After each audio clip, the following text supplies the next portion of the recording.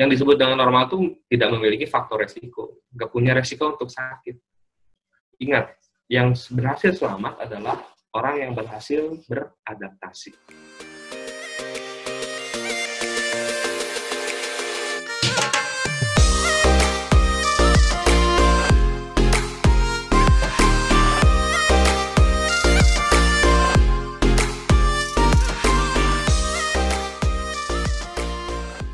Bismillahirrahmanirrahim. Assalamualaikum warahmatullahi wabarakatuh. Waalaikumsalam. Selamat pagi, salam sehat dan sejahtera untuk kita semua. Terima kasih untuk para peserta webinar Yakes pada pagi hari ini yang merupakan kegiatan dari Sharing is Caring Telkom Group kerjasama dengan Yakes dengan HECSM Telkom. Selamat pagi, selamat bergabung kepada semua rekan-rekan Telkom Group dan kepada para senior kita, pejuang Telkom yang sudah meluangkan waktunya pada pagi hari ini untuk kita bersama-sama sharing materi tentang new normal. Siapkah kita menghadapi new normal pada pagi hari ini? Seperti kita tahu bahwa ini menjadi isu yang sedang marak pada kali ini karena kita perlu tahu sudah siapkah kita untuk new normal. Sebenarnya normal baru, adaptasi kebiasaan baru atau adaptasi kehidupan barukah yang akan kita hadapi di depan kita ini. Bersama kita pada pagi hari ini hadir Dr. Fajar Awalia Yulianto, Magister Epidemiologi, yang merupakan dosen staf pengajar di Fakultas Kedokteran Universitas Bandung dan aktif sebagai peneliti. Perlu Bapak Ibu ketahui bahwa Dr. Fajar Awalia Yulianto ini banyak menulis jurnal-jurnal dan artikel ilmiah yang sudah bisa diperoleh Bapak dan Ibu melalui website yang ada di media-media sosial. Baik, setengah jam ke depan Dr. Fajar akan memberikan sharing materinya dan saya perkenalkan Katrin dari Regional 3 Jawa Barat akan mencoba untuk memandu kegiatan pada pagi hari ini. Baik, kita mulai. Silakan Dr. Fajar Awalia Yulianto untuk memulai kegiatan sesi webinar pagi ini. Baik, terima kasih Dr. Katrin atas waktunya. Assalamualaikum warahmatullahi wabarakatuh. Selamat pagi kepada rekan-rekan semua yang di pagi ini kita sudah standby di depan handphone, di depan laptopnya untuk talabul ilmi, untuk kita sharing ilmu tentang COVID ini. Jadi nanti saya akan bagikan sekarang, akan saya share, ini adalah presentasinya. Okay.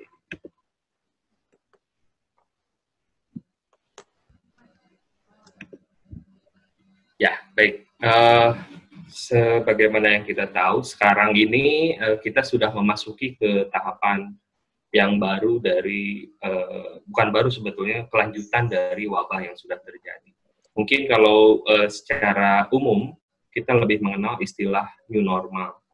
New normal, tapi ini saya berikan tanda kurung, karena sebetulnya keadaan kita belum normal, jadi mungkin norma, kebiasaan-kebiasaan baru, gitu ya. Kebiasaan baru yang akan kita harus lakukan.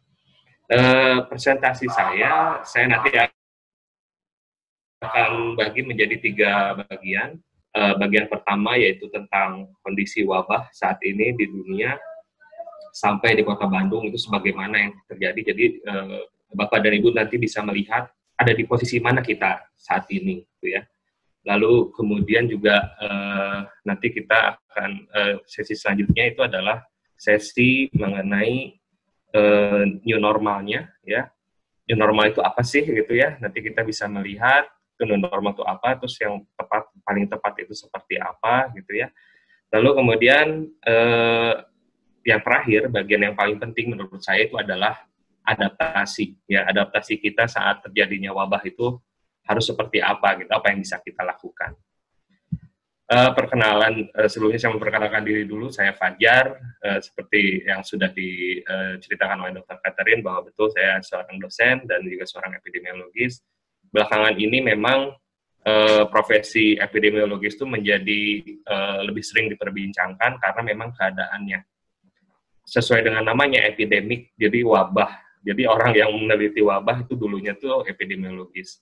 Walaupun pada kenyataannya karena wabah tidak selalu terjadi, profesi ini bergeser ke penelitian yang bisa kita lihat hasilnya dari teknologi kedokteran yang ada.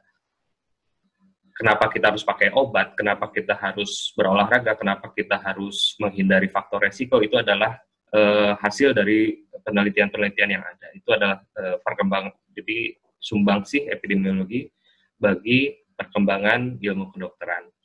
Kalau profesi sampingan saya sih bersepeda, jadi memang, tapi belakangan ini saya juga tidak pernah bersepeda ke kota karena memang menakutkan, ya kerumunan orang sangat banyak dan seterusnya. Baik, kita lihat dulu sekarang di sini keadaan posisi dari pandemik ini. Jadi Bapak dan Ibu sekalian nanti akan berhadapan dengan istilah pandemik, epidemik, endemik, seperti itu. Nah, pandemik itu adalah wabah yang terjadi di dunia. Jadi wabahnya tidak hanya di satu negara, jadi di banyak negara.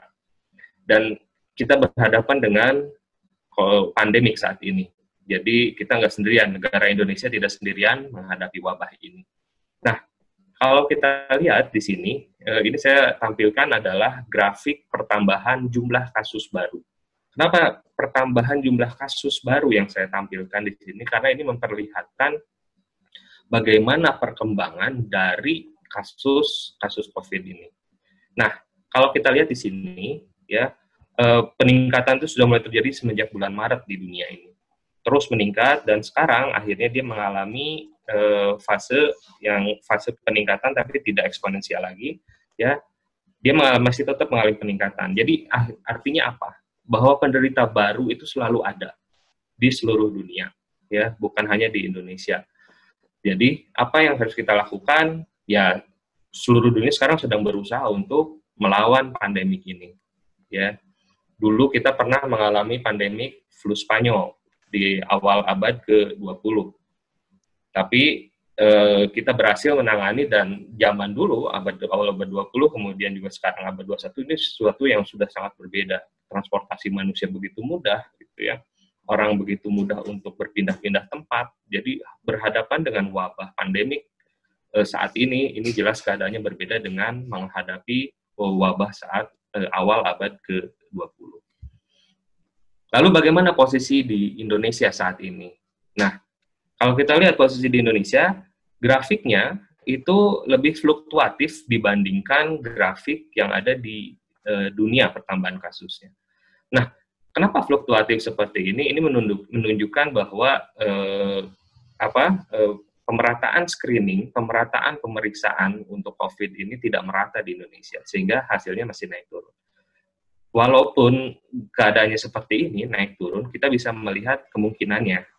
Jadi ada di mana pertambahannya. Kalau dilihat secara sepintas, sudah kelihatan gitu. Ini sudah terlihat bahwa terus meningkat jumlahnya. Ya, di Indonesia pun terus meningkat. Ini saya berikan pembatasan garis merah. Ada garis merah di situ di akhir Mei tanggal 30. Kenapa saya berikan pembatasan seperti itu? Itu adalah batas di mana kalangan banyak orang itu yang bilang bahwa new normal mulai di bulan Juni. Itu yang sesuatu yang saya berikan jadi penanda, marking yang paling penting di sini. Akhirnya apa yang terjadi, kita bisa melihat sebelum garis merah dan sesudah garis merah tersebut, ya, di situ kita bisa melihat jumlahnya pun meningkat. Artinya apa? Wabahnya masih ada. Wabahnya di Indonesia masih terjadi. Lalu apalagi yang bisa kita lihat dari situ? Kita lihat juga bahwa penambahan screening, penambahan pemeriksaan rapid maupun PCR itu meningkat. Sayangnya, peningkatan kapasitas tersebut diikuti dengan peningkatan jumlah penderita baru. Kalau yang bagus itu kan peningkatan kapasitas pemeriksaan disertai penurunan jumlah penderita baru. Nah, itu yang diharapkan oleh kita. Masalahnya adalah terus meningkat. Artinya apa? Bahwa sebenarnya masih banyak yang underdiagnostik. Jadi masih banyak yang belum terdiagnosis, ya, belum kebagian gara-gara pemeriksaan yang terbatas. Lalu nggak bisa nih, gimana matiinnya ya? Bagaimana kalau di Jawa Barat? Ya, nah di Jawa Barat kita bisa melihat sekarang di sini. Ini dapat sumbernya dari Bikobar, dia adalah situs resmi milik pemerintah Jawa Barat, Pemprov Jawa Barat. Kita lihat di sini terjadi banyak ada kalau kita lihat grafiknya tidak meningkat terus, ya, tapi ada spike, ada lonjakan yang terjadi secara temporer. Nah, lonjakan ini sebetulnya berangkat dari kejadian klaster. Jadi penambahan jumlah penderita baru COVID karena adanya interaksi dalam satu kelompok. Interaksi dalam klaster itu bisa banyak, bisa dari pasar, bisa dari kegiatan, bisa dari kegiatan keagamaan, dan seterusnya. Pokoknya di mana ada orang berkelompok, kemudian ada seorang penderita COVID, maka dia kelompoknya itu harus seluruhnya diperiksa secara massal. Karena dia diperiksa secara massal, maka yang terjadi itu adalah akan ada peningkatan jumlah penderita, sehingga kita bisa melihat ada spike seperti itu di Jawa Barat. Ya, kita tahu mungkin daerah merah sekarang ada di Bogor, gitu ya. Kota Bandung kita sekarang sedang zona kuning, ya, dan ada beberapa zona biru. Nanti kita lihat zona-zonanya. Nah, jadi apakah COVID ini tidak ada di Jawa Barat? Ada. Ya, jelas ada penderitanya gitu. Kita bisa melihat nih, selalu ada yang nambah gitu. Ingat Bapak dan Ibu sekalian, ini adalah pertambahan jumlah penderita setiap hari. Pertambahan jumlah penderita setiap hari artinya apa? Kumulatif dengan hari sebelumnya. Karena kumulatif akhirnya apa? Jadi terus-terusan bertambah, ya. Nah, ini Kota Bandung. Kota Bandung kemarin, saya sempat melihat press release dari pemerintahan kota bahwa angka penularan COVID itu di bawah 1. Jadi, penyakit menular itu punya angka penularan, kalau di bawah 1, penyakitnya akan hilang. Kalau sama dengan 1, penyakitnya bakal terus ada. Kalau lebih dari 1, bakal terjadi wabah. Tadi grafiknya terus naik ke atas. Kemarin, angka penularan COVID di Kota Bandung itu kurang dari 1. Nah, permasalahannya, angka penularan tersebut itu fluktuatif. Setiap hari berubah-ubah, Bapak dan Ibu. Jadi, kalau misalnya, alhamdulillah, udah 0,6 misalnya. Tapi besok belum tentu 0,6, gitu. Entah itu berapa, entah bisa 1, entah bisa di atas 1, atau bisa lebih kecil dari 0,6. Bisa seperti itu. Artinya apa? Bahwa angka penularan ini nanti sangat dipengaruhi oleh beberapa faktor. Nanti kita lihat faktor-faktor apa yang bisa kita hindari supaya apa? Supaya angka penularannya itu mengecil. Nah, ini yang bisa dilihat di sini, tiba-tiba ada lonjakan, kemudian hilang, sempat 0, kemudian naik lagi. Seperti itu. Nah, lalu sekarang masuk ke istilahnya. Kenapa sih saya tadi bilang bahwa ada istilah endemi? Jadi, epidemik dari wabah di suatu tempat itu bisa berubah menjadi endemik. Endemik itu artinya penyakitnya terus-terusan ada. Nah, ini yang serem. Ya, penyakitnya terus-terusan ada. Apa yang contoh penyakit yang sudah ada selama ini di kita? Yang endemik. Demam berdarah itu udah endemik, ya, di Indonesia, apalagi di Kota Bandung. Ya, typhoid fever, demam tifoid itu sama juga sudah endemik, ya. Jadi selalu ada seperti ini. Nah, kapan ini bisa berubah menjadi endemik, ya? Ini yang kita takutkan di sini bahwa sudah terjadi endemisitas di beberapa daerah di dunia. Karena ini penyakit yang baru, COVID ini penyakit yang baru, maka si COVID ini banyak penelitiannya. Jadi kalau misalnya Bapak dan Ibu googling gitu ya, penelitian tentang COVID itu sekarang banyak sekali. Nah, dari situ ada beberapa yang memberitahukan bahwa penyakit ini kemungkinan besar menjadi endemis, berkaca dari kasus influenza yang terjadi sebelumnya. Kasus influenza di mana? Misalnya ada yang di Amerika, kemudian yang di Cina, itu memiliki periode endemisitas. Jadi, dia memiliki seasonal variasi musiman. Variasi musimannya itu seperti apa? Jadi, dia misalnya meningkat ketika terjadi musim dingin, lalu kemudian turun ketika musim semi, kemudian turun lagi musim panas, nanti naik lagi. Jadi, terus aja, ada variasi, ada perubahan, ya, tapi penderitanya selalu ada. Ini disimpulkan dari grafik pertambahan jumlah penderita yang stabil dan selalu ada setiap waktu. Tadi bisa dilihat di dunia itu kan yang asalnya meningkat secara eksponensial, tiba-tiba dia berubah menjadi agak landai, tapi tetap ada gitu. Itu udah arahnya sudah mengarah ke sana, ke endemis. Kemudian munculnya gelombang kedua di negara-negara yang sudah berhasil membatasi penambahan jumlah penderita baru. Kita tahu bahwa di Cina sekarang sudah mulai ada lockdown di Beijing, kemudian juga Korea pun sudah mulai menutup sekolahnya sekarang. Karena apa? Karena adanya ini, gelombang kedua dari penyakit ini. Penyakit COVID ini cukup aneh, Bapak dan Ibu sekalian, ya, di mana biasanya penyakit yang disebabkan oleh virus itu self-limiting disease dalam waktu yang singkat. Kalau secara teori, kalau misalnya kita belajar di kedokteran, itu biasanya 3 hari sembuh sendiri. Nah, seperti itu. Tapi ini berbeda. Mulai dari kemampuan dia untuk bertahan di luar, ya misalnya nempel di plastik, nempel di logam, dan nempel di instrumen dan seterusnya, sampai ke pembentukan imun di tubuh kita. Jadi yang beberapa penelitian bilang bahwa imunitas dari COVID ini tidak berguna dalam waktu beberapa bulan, sehingga bisa terkena COVID lagi.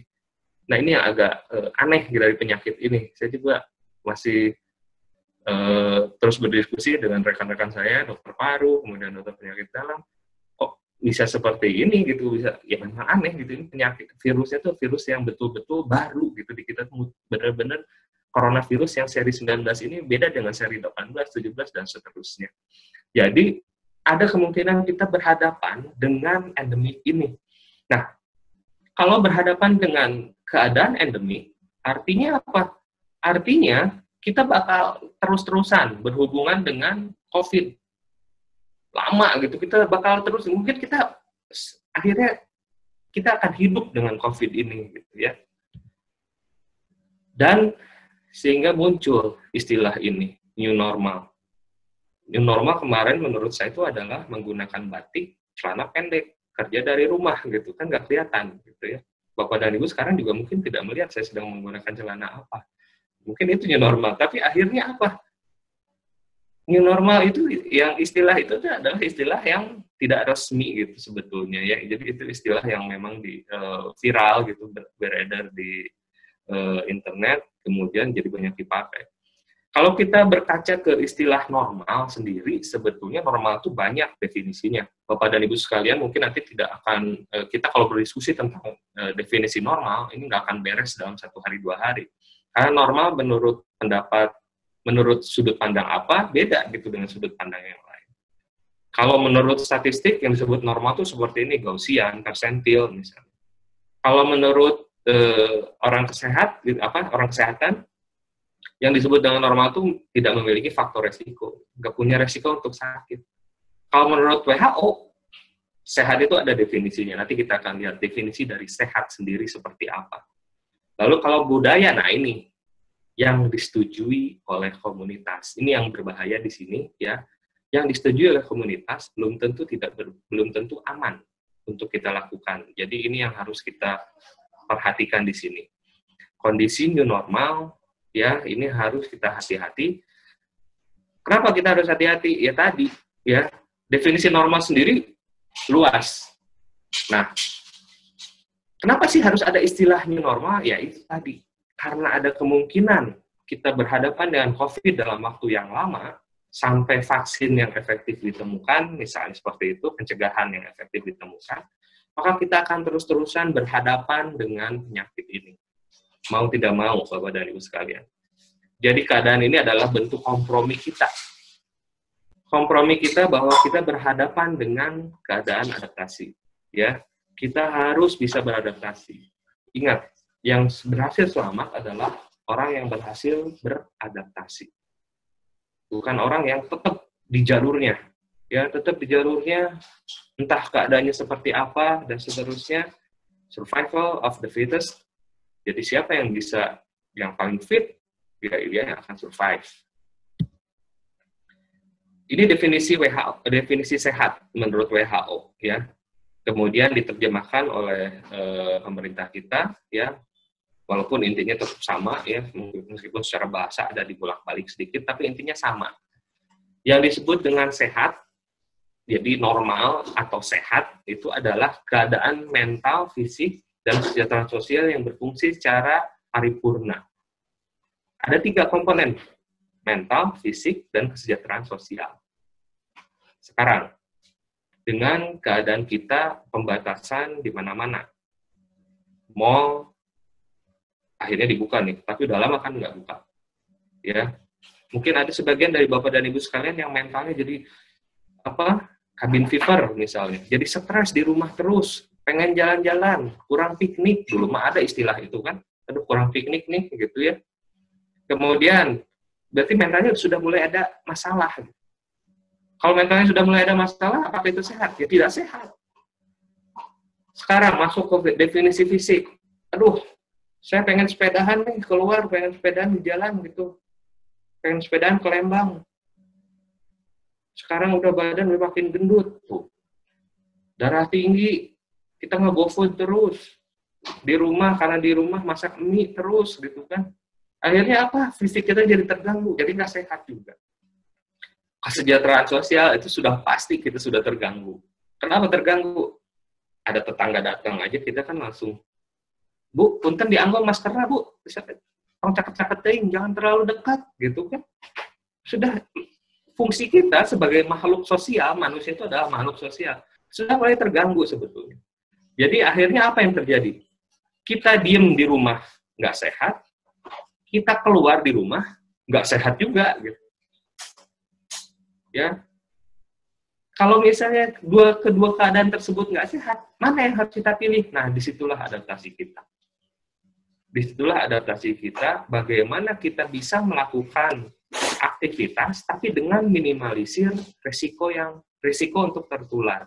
Di situ, ya, resiko kita yang harus direndahkan. Kita lihat sekarang. Adaptasi kebiasaan baru yang sekarang ini istilah resminya, ya, istilah resmi milik pemerintah mengenai new normal. Pemerintah tidak menyebutkan new normal karena keadaannya tidak normal, itu karena memang sudah jadi perdebatan sebetulnya sebelumnya. New normal, langsung itu kan debat, kemudian ada perdebatan dan akhirnya kemudian berubah menjadi AKB, adaptasi kebiasaan baru. Adaptasi kebiasaan baru ini bertahap, dimulai dari tempat ibadah terlebih dahulu. Ingat, kita makhluk sosial, kita misalnya saya sebagai umat muslim,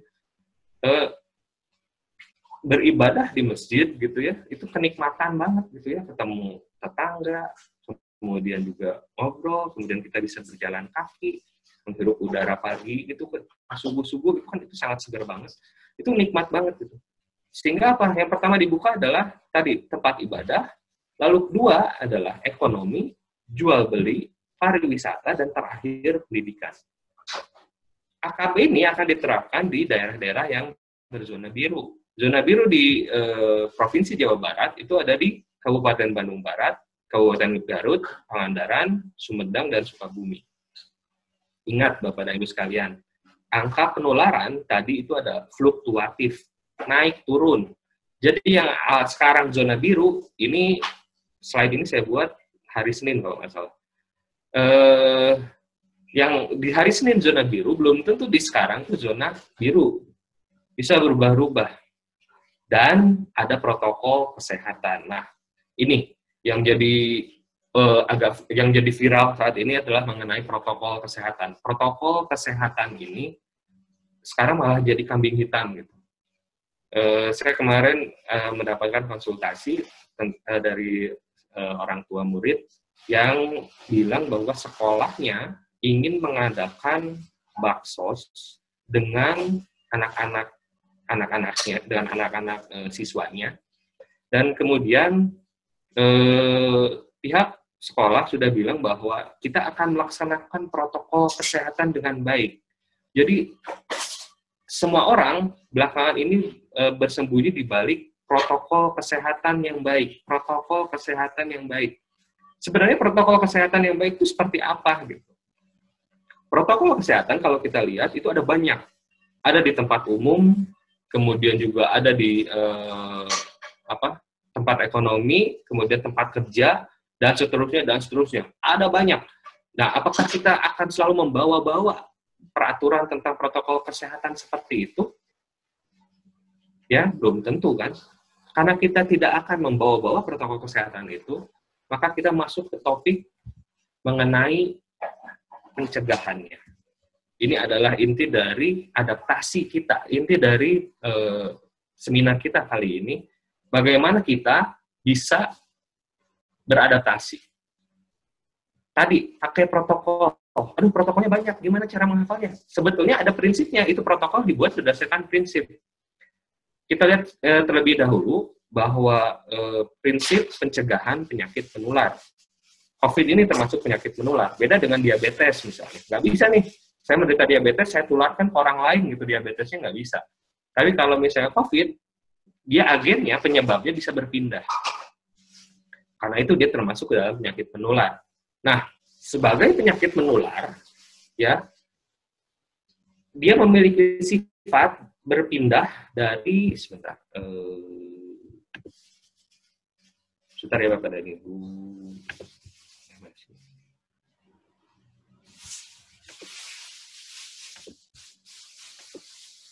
Nah, jadi kalau misalnya kita lihat di sini, ya, bahwa yang namanya penyakit menular itu akan ada kalau misalnya ada orang yang sakit, ini yang sakit nih, kemudian juga ada orang yang rentan. Kalau nggak ada orang yang sakit, itu penyakit menular hilang, meskipun ada orang yang rentan. Ya, itulah sebabnya kenapa beberapa negara langsung mengadakan isolasi supaya tidak ada penerbangan dari tempat lain, supaya tidak ada orang yang sakit datang ke negaranya.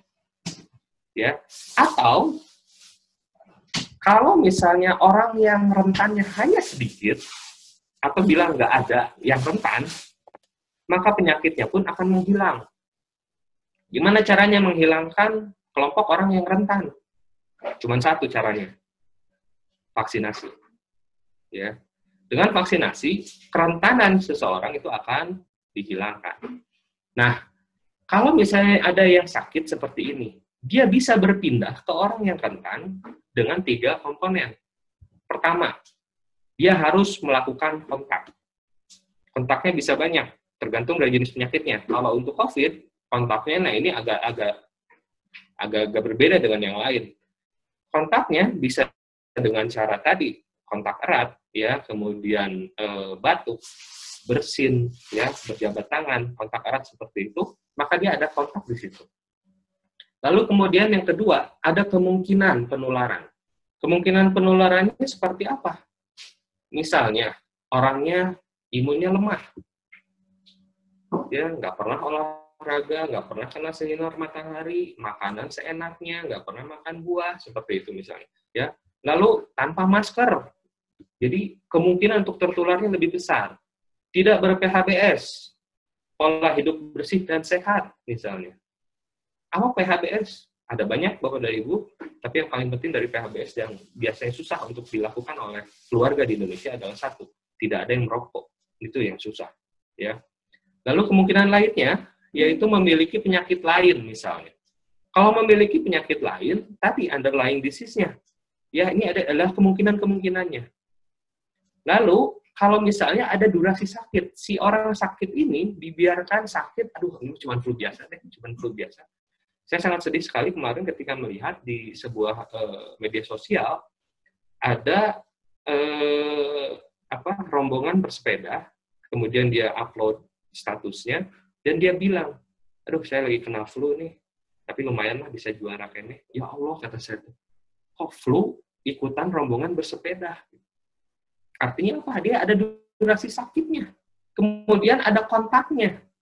Udah gitu pakai sepeda nggak pakai masker kan, ngap ya. Apalagi sekarang sudah ada gosip-gosip jangan pakai masker meninggal, jangan pakai masker nanti meninggal. Ya nanti kalau ada pertanyaan silahkan pertanyaan tentang masker saat berolahraga.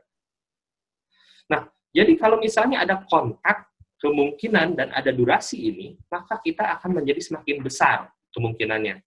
Tadi kan saya bilang bahwa yang namanya penyakit ini kita harus bisa beradaptasi dengan penyakitnya. Tapi beradaptasinya seperti apa? Tadi dengan cara minimalisir risiko.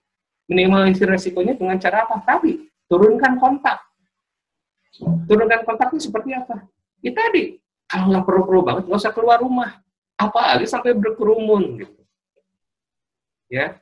Lalu kemudian turunkan kemungkinannya. Saya nggak mau nih, ada kemungkinan saya untuk jadi sakit. Gimana caranya supaya kemungkinan untuk jadi sakitnya kecil? Imun kita perbaiki. Ya. Rajin makan buah misalnya. Kemudian minum vitamin. Sekarang GoFood bukan hanya GoFood micin-micinan, tapi GoFoodnya misalnya apa? Buah gitu misalnya. Kemudian, tapi saya harus keluar rumah nih. Bahan makanan di rumah habis. Apa yang harus saya lakukan? Pakai masker. Turunkan kemungkinannya. Pakai masker yang betul, ya. Sekarang ada face shield dijual lebih baik, itu silahkan digunakan, ya. Lalu kemudian apa lagi? PHBS. Hindari asap rokok misalnya. Rajin berolahraga rutin di rumah aja gitu. Kalau saya pengen berolahraga tapi pengen di luar, di rumah juga bisa Bapak dan Ibu. Nggak ada alasan untuk tidak berolahraga. Ya, di rumah kita bisa lakukan. Dari YouTube kita bisa melihat contohnya dan seterusnya. Aduh, saya punya darah tinggi nih. Gimana dong? Saya berarti ada kemungkinan untuk tertular kena corona juga. Kalau misalnya ada darah tinggi penyakit kronis seperti itu, kendalikan penyakit kronisnya. Ya, kendalikan penyakit kronisnya dengan cara apa? Tadi, misalnya kurangi konsumsi garam, ya, obat-obatan rutin dimakan, ya. Kalau misalnya kita sakit, saya kenapa sakit telan ya? Kenapa kok batuk? Segera periksa. Supaya apa? Supaya durasi sakitnya singkat. Jangan sampai kita durasi sakitnya panjang gitu. Sakit 3 hari sama sakit 2 minggu, kemungkinan menularkannya lebih besar mana?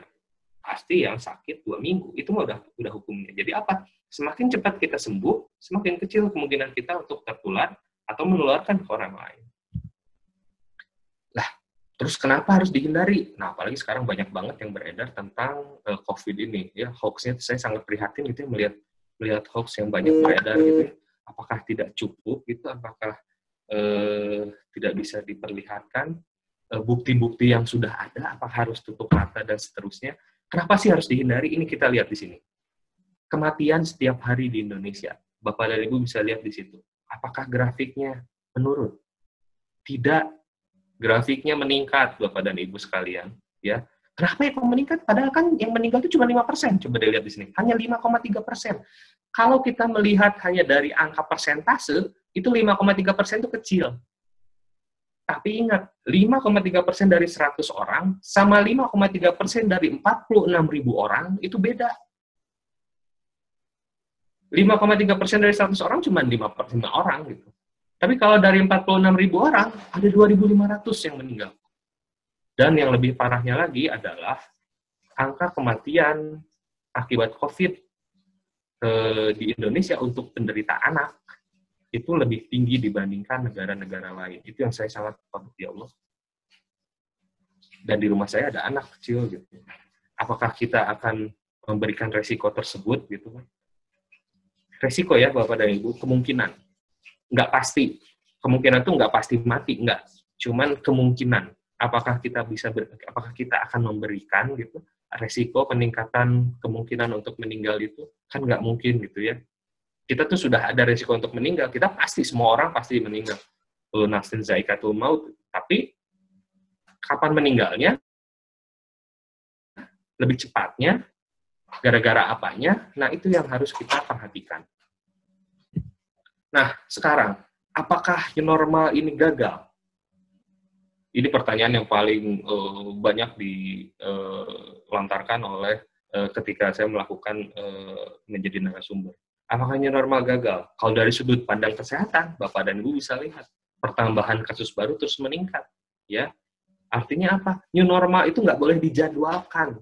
New normal itu baru ada setelah terjadi penurunan pertambahan jumlah kasus baru. Kalau sudah pernah terjadi penambahan, maka kita bisa masuk ke fase tersebut. Relaksasi sebagian. Yang dilakukan oleh pemerintah saat ini adalah relaksasi sebagian tersebut. Kemudian, bukti yang lain yang kita dapatkan apa? Klaster baru selalu ditemukan. Terakhir adalah klaster pasar. Ya, kenapa pasar ditemukan klasternya?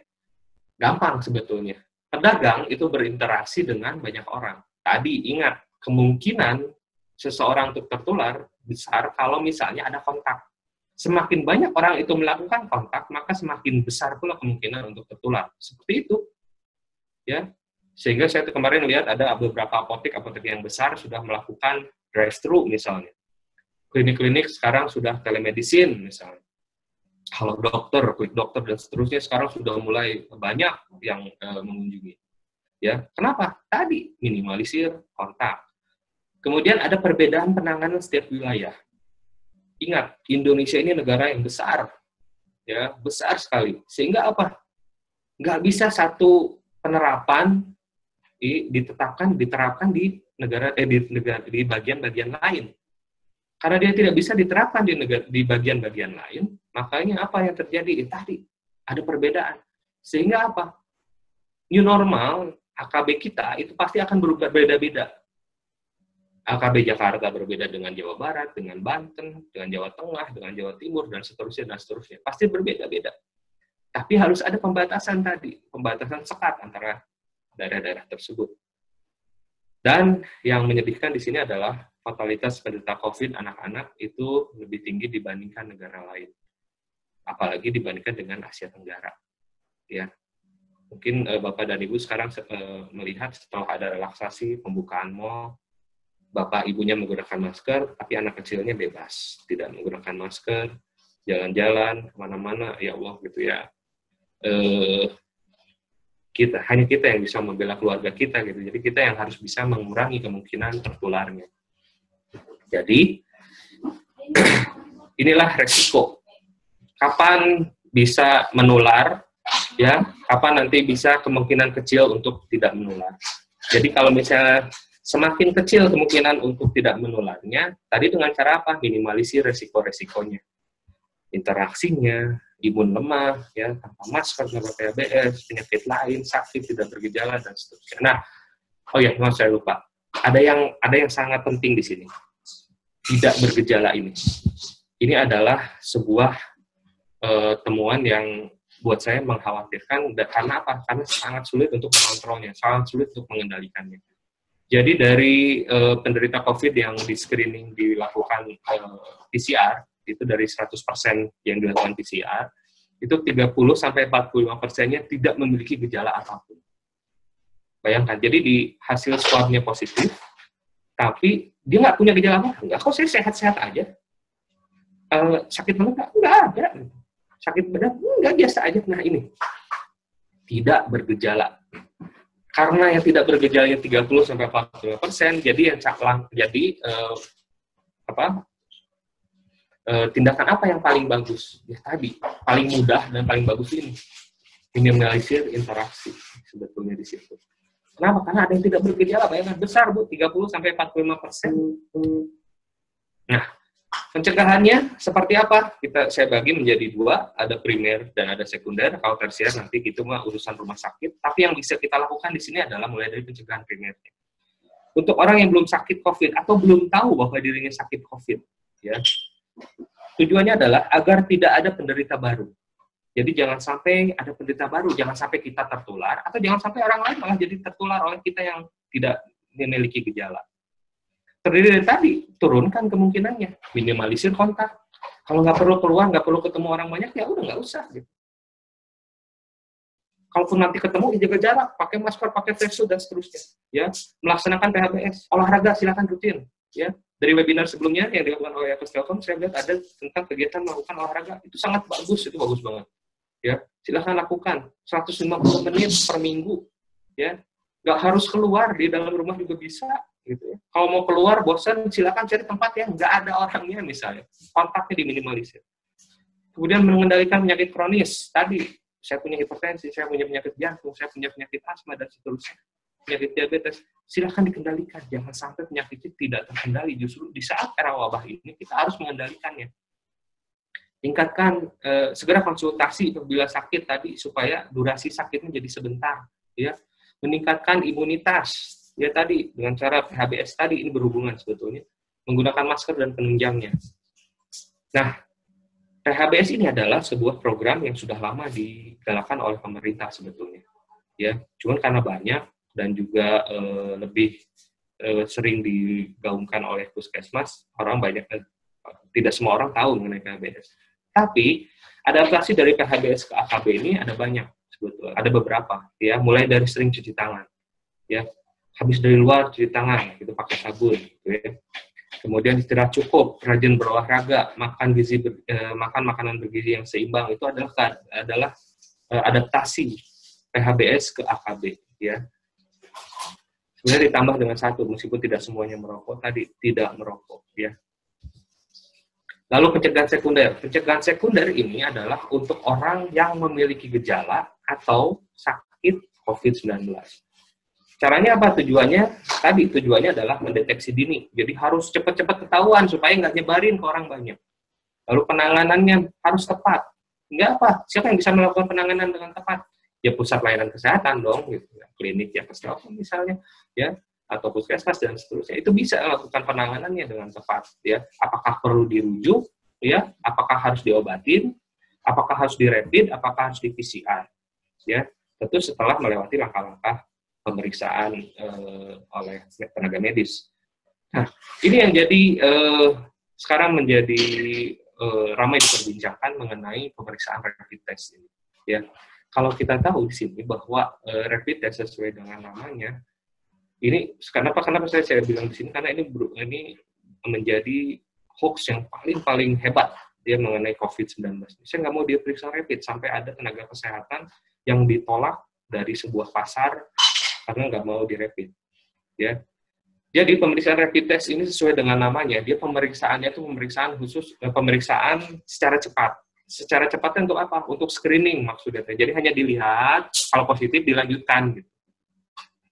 Kalau misalnya negatif, tunggu dulu, ulangi, seperti itu. Nah, rapid test ini sekarang ini menggunakan prinsip antibody. Antibody itu adalah kekebalan tubuh yang muncul dari tubuh. Permasalahannya adalah tidak semua orang ketika terkena COVID langsung muncul antibodinya, gitu. Sehingga apa? Ada pengulangan. Nah, seperti itu Bapak. Jadi kalau misalnya disuruh diulang itu sebetulnya untuk ini mungkin belum muncul antibodinya. Nah, sebenarnya sudah ada pemeriksaan rapid test langsung ke antigen. Jadi tidak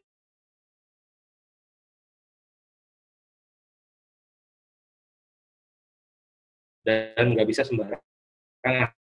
Kenapa? Karena berhubungan dengan reagen dan alat yang sofistikated.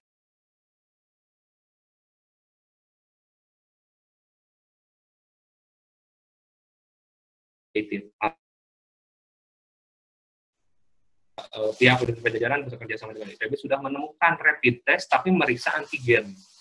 Tinggal sekarang apakah bisa digunakan atau tidak. Kenapa? Karena sebuah uji diagnostik itu harus valid, harus bisa dipertanggungjawabkan kesahihannya, ya. Nah, mudah-mudahan nanti ini akan menjadi breakthrough bagi kita. Tadi ingat bahwa kapasitas pemeriksaan harus membesar, sedangkan penemuan kasus baru harus mengecil. Itu prinsip, itu tujuan kita sekarang. Sekarang adalah kapasitas membesar, tapi temuan kasus baru membesar juga. Nah, karena tadi ada berhubungan dengan pencegahan sekunder itu adalah pengobatan yang tepat, kemudian deteksi dini yang bisa dilakukan di layanan kesehatan, maka kita bisa melihat sekarang beban layanan kesehatan saat wabah. Bapak dan Ibu mungkin sudah melihat berita tentang bagaimana rumah sakit di Surabaya sudah penuh, ICU penuh, sampai tidak bisa menerima pasien lagi. Itu adalah contoh dari beban layanan kesehatan yang berat saat terjadinya wabah. Kenapa beban layanan kesehatan berat? Karena ada penambahan kasus baru. Kalau ada penambahan kasus baru seperti ini, maka nanti akan ada masuk ke layanan kesehatan. Nah, tadi kita melihatnya seperti apa? Lihat di sini. 54,7% itu harus mendapatkan perawatan. Artinya apa? Ada 25.000 orang di Indonesia ini yang dirawat di rumah sakit. Artinya apa? Beban layanan kesehatan saat terjadi wabah itu tinggi. Kalau beban layanan kesehatan saat terjadi wabah itu tinggi, gimana caranya supaya bebannya jadi rendah? Jangan jadi penderita. Itu seperti itu sebetulnya. Gimana caranya supaya tidak jadi penderita? Kurangi resiko untuk tertularnya.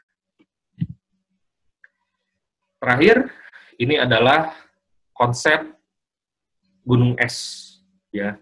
Konsep gunung es dari penyakit menular. Jadi yang tadi 46.000, mungkin sekarang udah bertambah lagi karena setiap hari 1.000 orang di Indonesia penambahannya. 46.000 penderita COVID di Indonesia itu cuman ujungnya aja, Pak. Bapak dan Ibu sekalian, ini cuman ujung sini. Ini 46.000. Sebenarnya ada berapa, Dok? Ya, Bapak bisa lihat aja dari angka penularannya. Angka penularan COVID itu bisa 3-6 nilainya. Artinya satu orang menularkan ke 3 orang, satu orang menularkan sampai ke 6 orang. Artinya, dari 46.000, Bapak, Ibu bisa kalikan 3-6-nya. Ini nih, yang bawah ini adalah 3-6 dari 40.000-nya. Artinya apa? Banyak. Simpulannya, wabah itu masih terjadi, Bapak dan Ibu. Sekarang pemerintah Kota Bandung sudah mulai menutup jalan kemarin malam. Ya, tadi malam udah mulai tutupin lagi jalannya. Kenapa ditutupin lagi jalannya? Karena memang wabah masih terjadi. Jadi jangan pernah berpikir bahwa udah normal, udah lewat. Wabah masih terjadi. Karena wabah masih terjadi, apa yang bisa kita lakukan supaya kita tetap survive, kita selamat? Kurangi resiko penularannya. Saya kan harus keluar rumah, ya tadi, kurangi resiko penularannya. Gimana saya kurangi resikonya? Tadi saya sudah bilang, ya mulai dari imunitas, mulai dari masker, cuci tangan, dan seterusnya. Kurangi resikonya, hindari orang banyak, ya, kerumunan. Lakukan tindakan pencegahannya. Dan yang terakhir itu adalah hati-hati terhadap hoax, Bapak dan Ibu sekalian.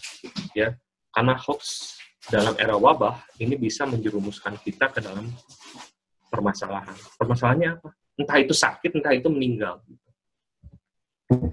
Itu saja, Bapak dan Ibu sekalian. Mohon maaf apabila ada kekurangan, apabila ada kesalahan, soal ucap salah kata, saya memohon maaf. Ya, semoga bermanfaat.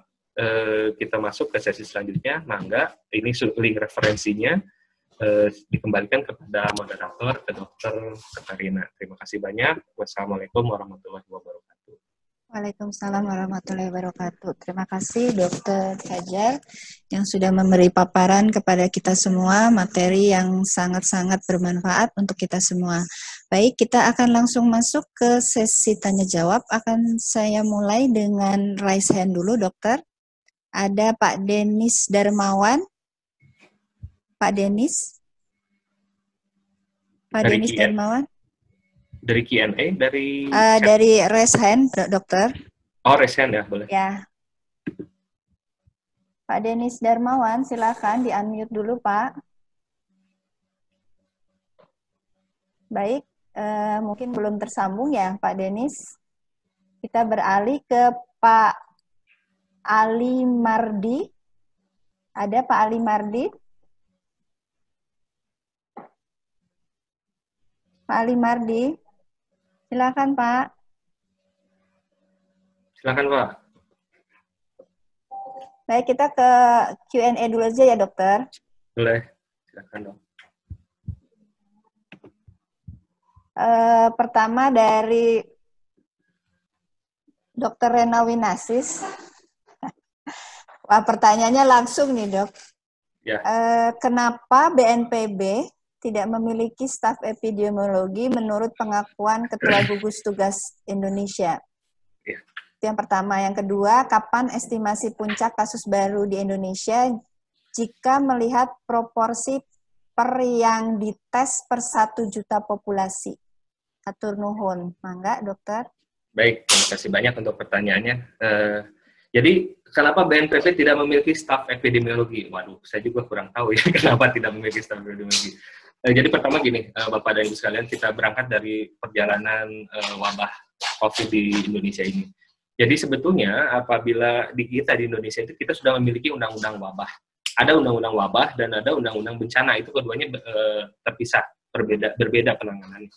Nah, dalam undang-undang wabah itu yang berhak menentukan sudah terjadi wabah atau tidak itu adalah menteri, ya, menterinya. Jadi kalau misalnya wabah COVID-19 saat ini justru bukan wabah yang jadi pokok permasalahannya, tapi bencana. Memang di dalam undang-undang bencana di situ ada salah satu penyebab bencana itu disebutkan adalah bencana akibat faktor biologis. Faktor biologisnya tadi misalnya virus. Nah, karena undang-undang wabah tidak digunakan, yang dipakainya undang-undang bencana, maka yang berhak menanganinya adalah Badan Nasional Penanggulangan Bencana Nasional. Kalau misalnya daerah BPBD, misalnya seperti itu. Ya.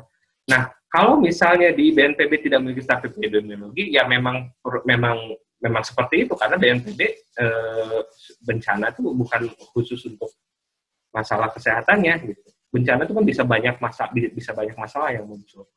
Sehingga wajar kalau misalnya BNPB harus bekerja sama dengan staf-staf ahli, gitu, dengan tenaga epidemiologis.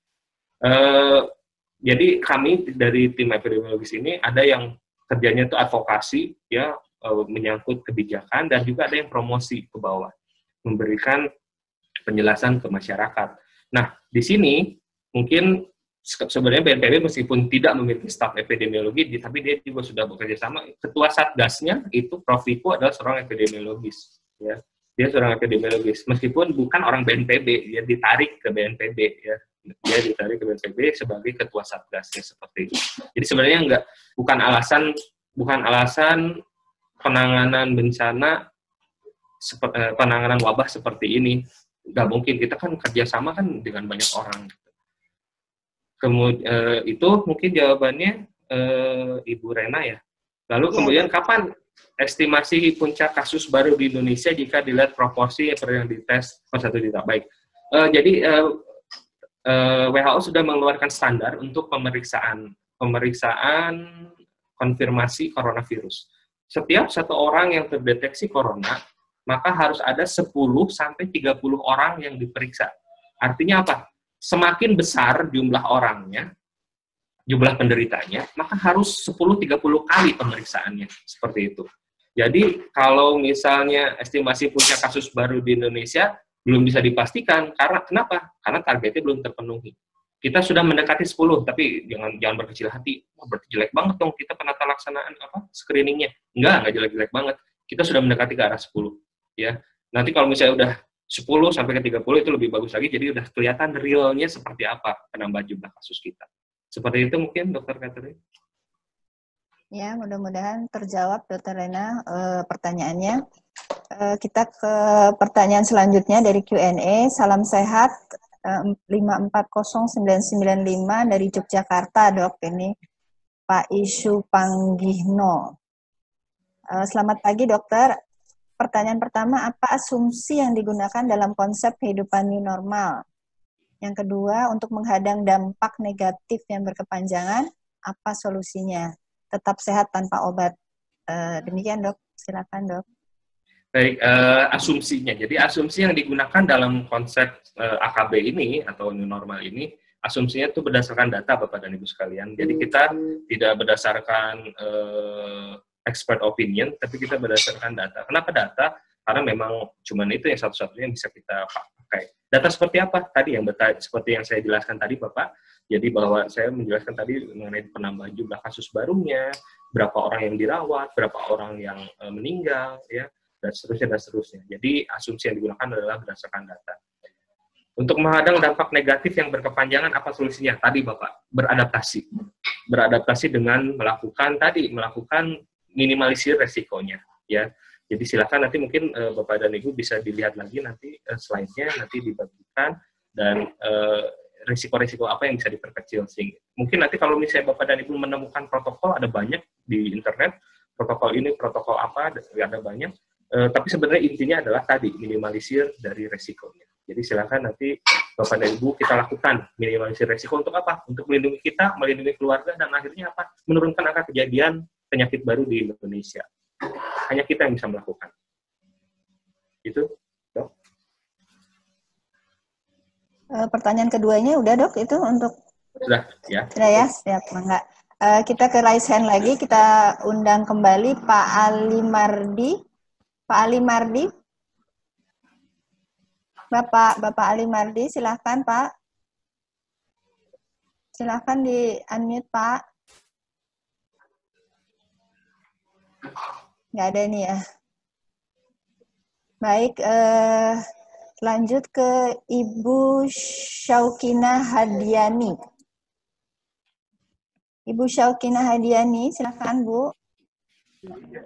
Terima kasih dokter. Ya, mangga Bu.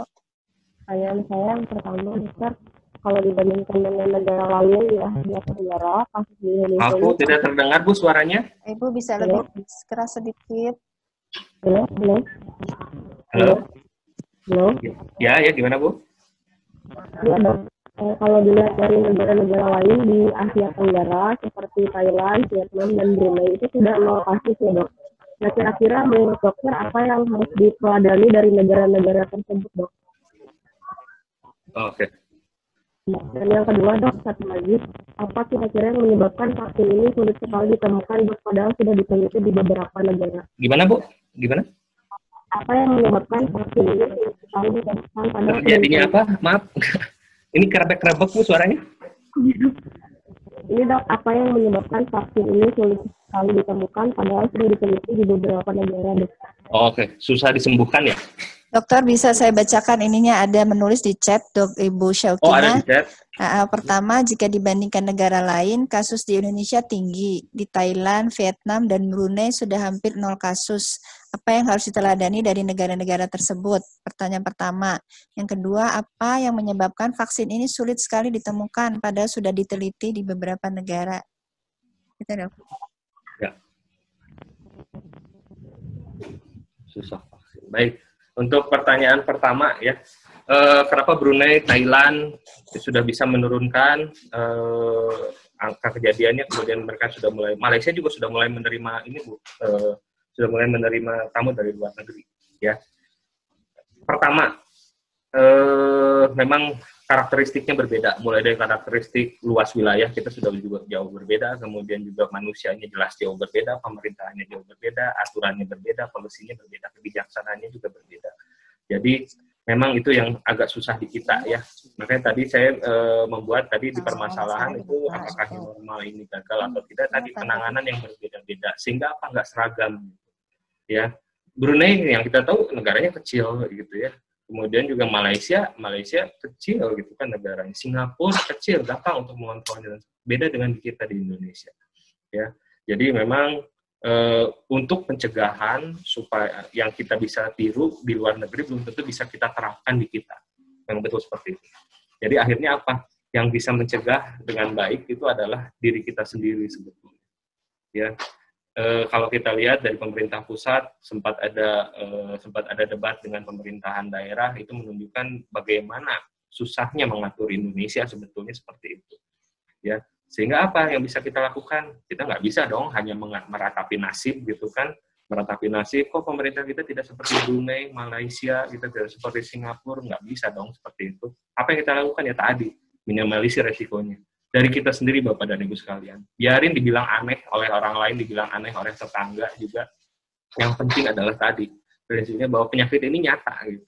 Penyakit ini nyata dan kita bisa melakukan pencegahan. Ya. Lalu kemudian kenapa vaksinasinya susah ditemukan? Ini pertanyaan yang sangat bagus. Kenapa? Karena tadi vaksinasi itu adalah salah satu cara untuk menghilangkan kelompok yang rentan untuk jadi sakit. Vaksinasi untuk virus ini memang selalu jadi permasalahan besar gitu ya. Di kita demam berdarah sampai sekarang belum ada vaksinnya.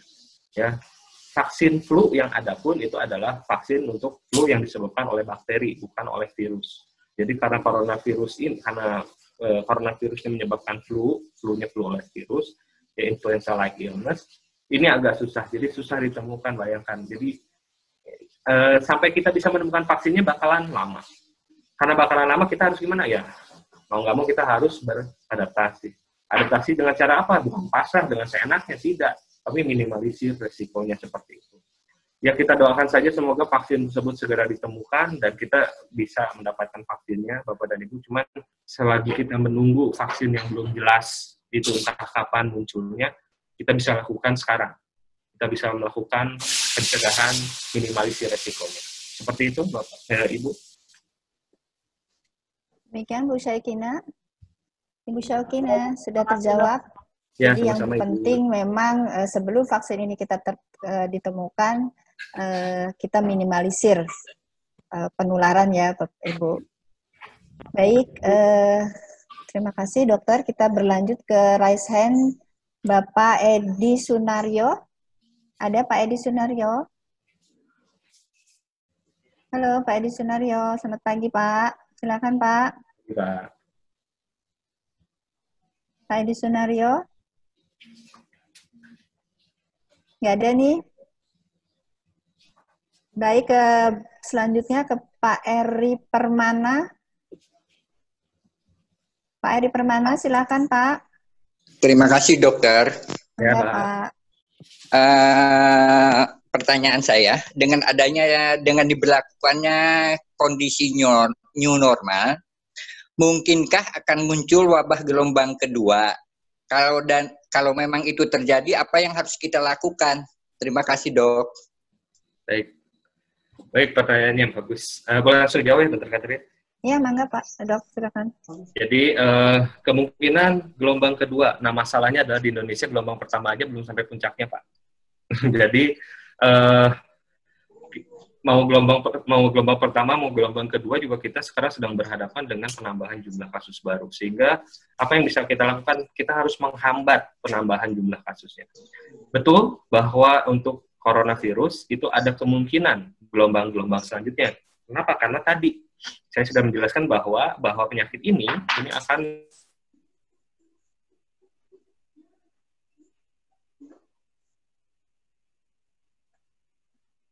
hilang suaranya. Dr. Fajar. Dr. Fajar. Bapak Ibu sebentar ya Pak.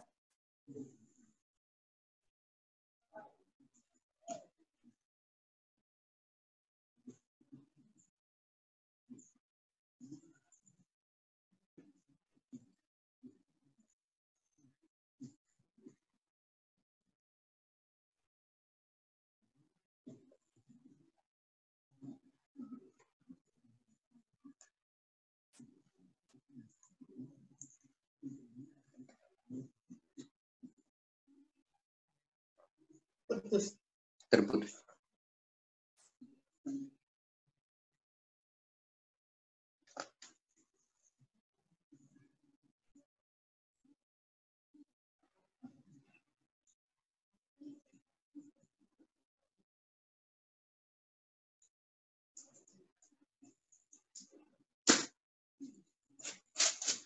Apa yang harus kita lakukan? Stay home. Bapak dan Ibu, sembari menunggu tersambung kembali dengan Dr. Fajar, mohon Bapak dan Ibu bisa mengisi polling kita.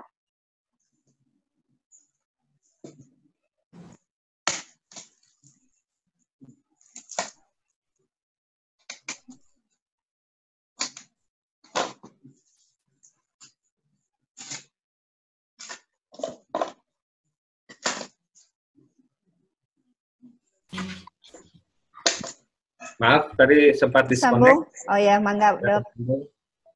Ya, silakan Dok, mangga disambung pertanyaan Pak Eri Permana tadi, Dok. Jadi betul bahwa ada kemungkinan untuk terjadi gelombang kedua Bapak dan Ibu sekalian sampai vaksinasi ditemukan. Ini nyambung dengan pertanyaan sebelumnya.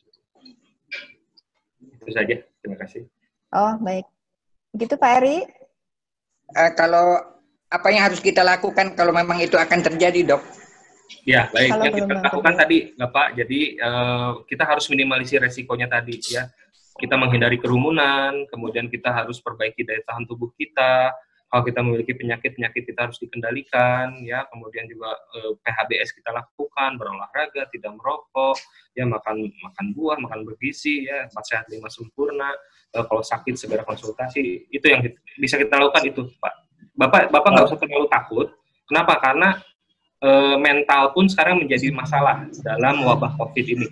Ya, jadi sudah ada penelitian bahwa peningkatan kasus depresi dan ansietas itu meningkat gara-gara lockdown, gara-gara diem di rumah terus-terusan. Oh, sehingga ya maklum dok, sekarang kan usia saya udah 63, jadi takutnya ada laju degeneratif juga. Nah, betul Bapak. Jadi karena usia Bapak memang usia yang beresiko. Nah, karena usia Bapak yang usianya beresiko, jadi Bapak harus bisa nih melakukan minimalisir tadi. Misalnya anggota keluarga kita, ngapain keluar rumah, udah diem aja di rumah gitu. Mau ke pasar, ketemu ini gini. Aduh, ke pasar, gunakan masker, gunakan face shield. Kemudian nanti begitu pulang sampai rumah, silakan cuci tangan, cuci kaki, cuci baju, mandi dulu, jangan langsung gimana. Berubah, Pak. Kebiasaannya kita. Baik. Terima kasih dok atas keterangannya. Terima kasih. Itu Pak Eri. Cukup dokter, terima kasih. Ya, mangga Pak Eri. Kita ke Q&A ya dok ya. Dok mau dari Pak Firdaus Maringga, dok mau nanya apakah kita sudah siap melakukan new normal atau new normal terlalu dipaksakan karena saya melihat rata-rata di Indonesia 1000-an setiap hari. Itu dok. Ya. Baik, apakah kita sudah siap? Ya tadi saya bilang juga new normal udah gagal, Pak. Jadi kalau misalnya dari sudut pandang kesehatan kita sudah gagal sebetulnya. Kenapa? Karena new normal itu memang betul, Pak. New normal dipaksakan kan di kita mah new normal itu dijadwal. Kalau di sana di luar negeri new normal itu setelah terjadi penurunan. Jadi yang paling betul seperti apa? Paling betul itu adalah penambahan jumlah kasus itu sudah turun, baru kita bisa masuk ke fase tersebut. Sehingga apa yang bisa kita lakukan? Udah Pak, sekarang mah kita berhenti menyalahkan siapa-siapa. Gitu. Kita lakukan saja apa yang bisa kita lakukan. Apa yang bisa kita lakukan? Ya tadi, minimalisir resikonya. Ya, seperti itu Bapak Firdaus. Ya, tetap kuncinya minimalisir ya dok ya, ininya ya.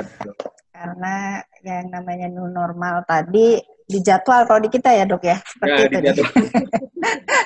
Baik, selanjutnya dari Ibu Jemi Permata Intan, yang tampak oleh mata di Jabodetabek, kondisi saat ini bukan menuju ke new normal, tetapi menuju ke kembali normal. Terlihat dari trafik kendaraan, kerumunan orang, pelonggaran kontrol, dan lain-lain. Dan grafik pun sedang menanjak, mungkin menuju ke eksponensial. Kemungkinan besar pemicunya adalah karena faktor ekonomi. Pertanyaannya, apakah kita sedang diarahkan ke heredity immunity? Itu dok, mangga. Ya, baik, mungkin herd immunity ya Ibu. Jadi herd immunity ini menarik nih. Saya sempat membuat sebuah konten di YouTube mengenai herd immunity ini. Jadi herd immunity ini adalah sebuah keadaan tadi. Kalau misalnya sudah ada program vaksinasi, maka herd immunity bisa tercapai. Jadi herd immunity ini tidak ada dalam istilah wabah sebetulnya. Herd immunity ini ada dalam program vaksinasi. Ya. Nah, kalau misalnya kita sedang diarahkan ke herd immunity, menurut saya tidak etis. Kenapa tidak etis? Karena terinfeksi penyakit coronavirus tidak bisa kita takar dosisnya. Maksudnya tidak bisa ditakar dosisnya apa? Vaksinasi itu kan memasukkan kuman atau bakteri atau virus yang dilemahkan atau yang dilemahkan atau yang terukur dosisnya. Nah, karena dia terukur dosisnya, dia diminimalisir supaya tidak sampai ada orang yang meninggal. Beda dengan infeksi. Kalau terinfeksi sakit, jatuh sakit karena corona, ada kemungkinan kita untuk meninggal. Nah, itu nggak etis gitu. Jadi herd immunity itu tidak mungkin bisa etis tercapai untuk kasus ini. Jadi apakah kita sedang diarahkan? Saya jawab tidak sedang diarahkan. Kenapa? Karena herd immunity ini untuk kasus vaksinasi. Tapi kalau misalnya karena faktor ekonomi, saya setuju. Saya setuju, memang betul bahwa tekanan faktor ekonomi sangat besar. Tadi, dari definisi sehat, Bapak dan Ibu sekalian, di rumah terus sakit, di luar rumah juga sakit. Jadi apa yang harus dilakukan? Ya, tadi kita harus bisa beradaptasi. Adaptasi dengan cara minimalisir resikonya. Seperti itu, Ibu Jenny. Baik, ini ada pertanyaan yang berhubungan juga dok dengan pertanyaan yang tadi dijawab Dokter Fajar. Assalamualaikum Dokter Fajar dari Pak Muslih Masruri. Perubahan dari pandemik menjadi endemik membutuhkan adaptasi yang luar biasa. Mungkin dari endemik ke pandemik maksudnya ya dok. Karena COVID-19 ini cukup ganas dalam memakan jumlah korban. Dari grafik yang ditampilkan, baik global maupun internal, Indonesia sebelum dilakukan new normal cenderung turun dan kembali naik terus setelah dilakukan new normal. Dengan alasan ekonomi juga harus bangkit dari keterpurukan. Pertanyaannya, seimbangkah antara kenaikan faktor ekonomi jika dibandingkan korban yang cenderung terus naik? Mohon bisa dijelaskan dengan data yang bisa diterima akal. Pilih ekonomi naik, tetapi korban berjatuhan atau sebaliknya. Terima kasih. Itu dok, enggak. Dari Pak siapa, dok? Muslih Masruri. Bapak Muslih. Masruri. Ini pertanyaannya bagus banget. Ini pertanyaan tentang ekonomi kesehatan. Jadi ini kompleks banget. Jadi kita berhubungan dengan makroekonomi dan juga dengan kesehatan. Jadi Bapak Muslih, seimbangkah pertambahan ekonomi dengan korban yang jatuh? Kalau itu butuh diskusi pakar sebetulnya ya untuk menjawab keseimbangan itu. Jadi ini trade off sebetulnya. Trade off, kita mau kemana nih beratnya? Mau ke keselamatan kah? Mau ke ekonomi kah? Jadi kalau misalnya trade off kita ada di tengah gitu ya, ada di tengah berarti kita masih tetap menjalankan ekonomi dengan kesehatan yang harus kita jaga. Tapi kalau kita trade off-nya lebih ke kesehatan, maka kita akan bicara isolasi betul-betul, ekonomi kita korbankan. Tapi kalau kita dominan ke ekonomi, ya akhirnya apa trade off-nya ke kesehatan tadi, nyawa, betul seperti itu. Jadi apakah seimbang? Saya belum bisa menjawab karena ini butuh analisis yang kompleks, Bapak. Ya, ini pertanyaan berat banget ini. Ya, jadi saya nggak bisa jawab apakah butuh seimbang atau tidak. Tapi kalau dari saya sudut pandang kesehatan, ya, kalau kita memiliki kesempatan, masih memiliki nyawa, kita masih memiliki kesempatan untuk mencari ekonomi. Sebetulnya itu sih. Jadi kalau misalnya sekarang sedang ada wabah, ya kita sabar-sabarin dulu deh, mudah-mudahan turun dulu. Seperti itu.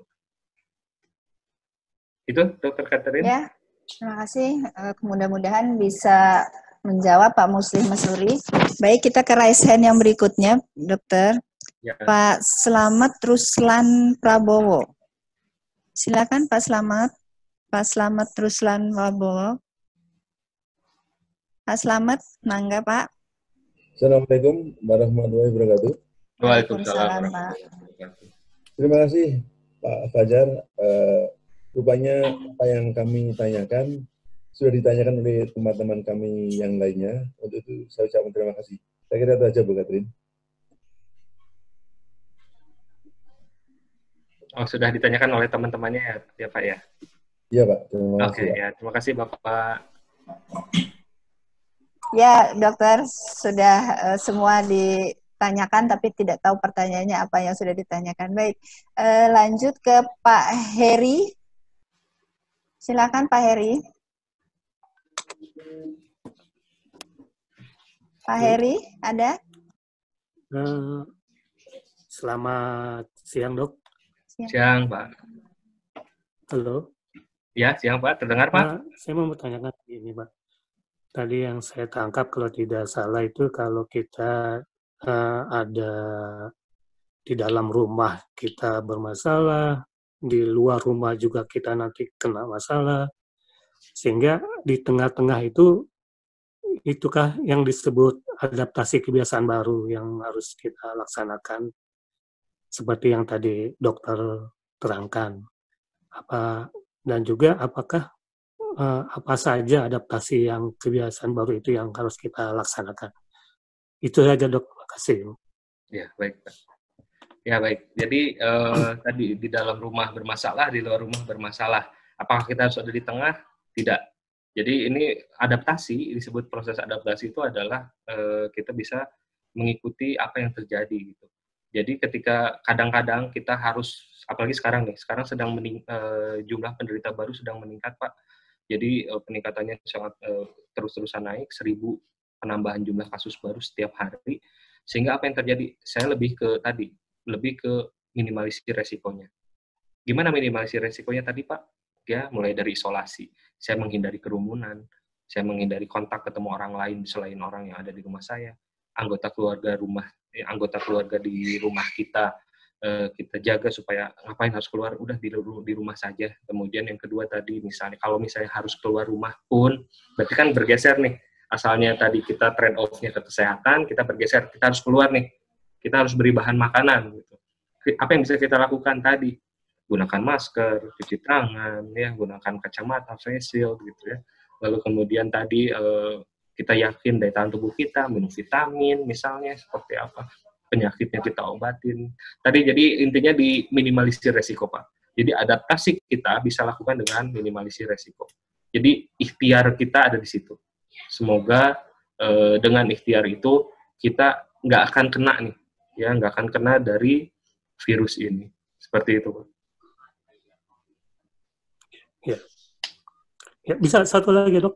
Boleh, Pak, silakan, Pak. Satu lagi itu begini, kalau seorang yang OTG ya, lalu orang OTG itu melakukan isolasi mandiri, apakah virusnya itu akan hilang setelah 2 minggu? Karena kan masa inkubasi virus itu kalau nggak salah 2 minggu gitu loh. Ya, terima kasih, Dok. Baik.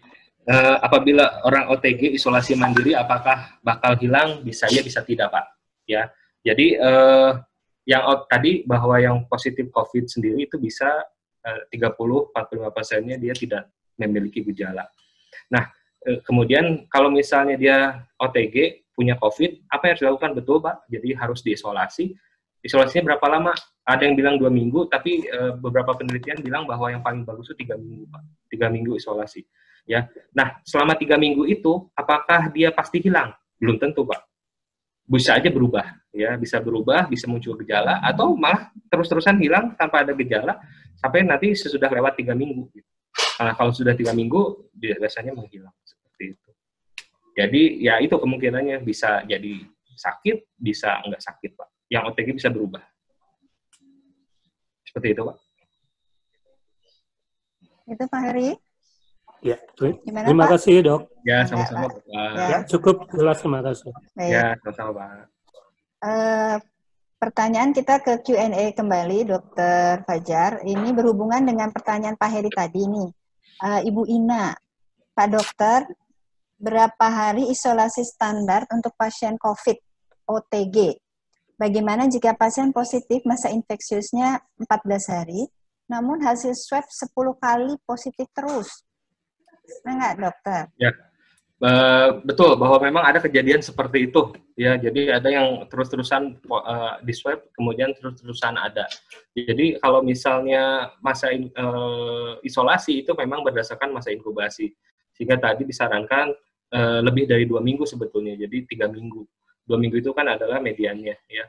Jadi buat Ibu, jawabannya itu adalah tadi minimal 2 minggu. Minimal ya, gitu tuh. Minimal 2 minggu. Tapi kalau misalnya tetap terus-terusan positif, ya harus diteruskan isolasinya dong, kalau tanpa gejala ya. Tapi kalau misalnya dia bergejala, ya harus dirujuk di rumah sakit. Seperti itu. Seperti artinya nggak tergantung dengan PCR-nya itu, Dok, ya? Hasil swab. Biarpun 10 kali dia tetap positif. Iya. Harus terus diisolasi jadinya. Isolasi terus sampai dia negatif. Ya, negatif. Kalau menurut WHO itu ada standar untuk discharge-nya, jadi bahwa nanti biar pihak rumah sakit lah yang menentukan. Dokter-dokter yang ada di rumah sakit. Ya. Baik, Bu Ina, kita lanjut ke pertanyaan dari Pak Afdol Muftiasa. Dok, indikator atau parameter apa yang paling dapat dijadikan acuan bahwa waktu tersebut sudah bisa dinyatakan sebagai kondisi new normal? Oke. Indikator waktu untuk new normal. Jadi waktu untuk new normal itu berbeda-beda setiap negara, tapi memiliki satu kesamaan, yaitu jumlah kasus, penurunan jumlah kasus. Jadi ada negara yang bilang bahwa kalau misalnya sudah ada jumlah kasus, penambahan jumlah kasus per hari di bawah 5, 0, dan seterusnya, itu beda-beda setiap negara. Jadi berdasarkan penambahan jumlah kasus barunya, Bu. New Zealand, Selandia Baru itu melaksanakan proses adaptasi ini setelah 0 kasus baru selama 2 minggu. 0 kasus baru selama 2 minggu. New Zealand itu sudah melaksanakan, dia menutup proses lockdown-nya seperti itu. Jadi berbeda-beda setiap negara. Yang paling bagus seperti apa? Ya seperti New Zealand, betul. Jadi 0 kasus, 2 minggu, 0 kasus, kita bisa buka. Seperti itu. Korea juga sama, 0 kasus 2 minggu, tapi akhirnya sekarang dimulai lockdown lagi karena yang dari sekolah sudah mulai ada yang terkena coronavirus. Itu, Ibu. Baik, demikian. Lanjut ke pertanyaan yang berikutnya, Pak Dokter yang saya hormati, apa ada kemungkinan penularan COVID ini tidak harus dengan kontak? Karena beredar info bahwa virus tersebut dapat bertahan di udara relatif lama. Terima kasih. Dari Bapak Hening Siswadi. Oke, ini bagus banget ini pertanyaannya, ya. Apakah ada kemungkinan penularan COVID lewat udara gitu ya, lewat udara? Sampai saat ini penularan COVID yang diketahui itu adalah faktor risiko paling besar itu penularannya lewat batuk dan bersin. Batuk dan bersin. Kemudian kalau misalnya lewat udara seperti apa belum terbukti, tapi secara biologis mungkin terjadi. Ya, maksudnya apa? Secara biologis mungkin terjadi, secara logika kedokteran itu mungkin terjadi. Tapi belum terbukti Pak secara penelitiannya. Jadi sampai saat ini belum terlihat. Kontroversi mengenai aerosol, jadi itu lewat aerosol, lewat udara, jadi dia bersirkulasi terus di udara, ya. Itu juga jadi permasalahan, kontroversi. Ini penyakit yang memang betul-betul baru dan aneh, gitu, betul-betul aneh. Jadi pernah ada penelitian sebuah klaster restoran di Cina, di Wuhan. Jadi ada sebuah ruangan yang berisi meja makan, gitu ya, kan restoran.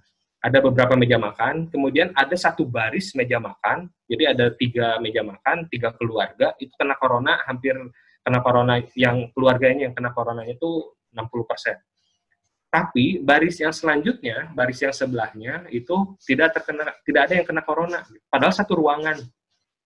Setelah dilihat, katanya di situ dari arah AC, arah udara yang terus-terusan, dia jadi benar-benar dalam satu baris terkena AC tersebut. Walaupun itu buktinya masih lemah karena baru dari satu klaster restoran tersebut. Jadi kalau misalnya pertanyaannya apakah mungkin,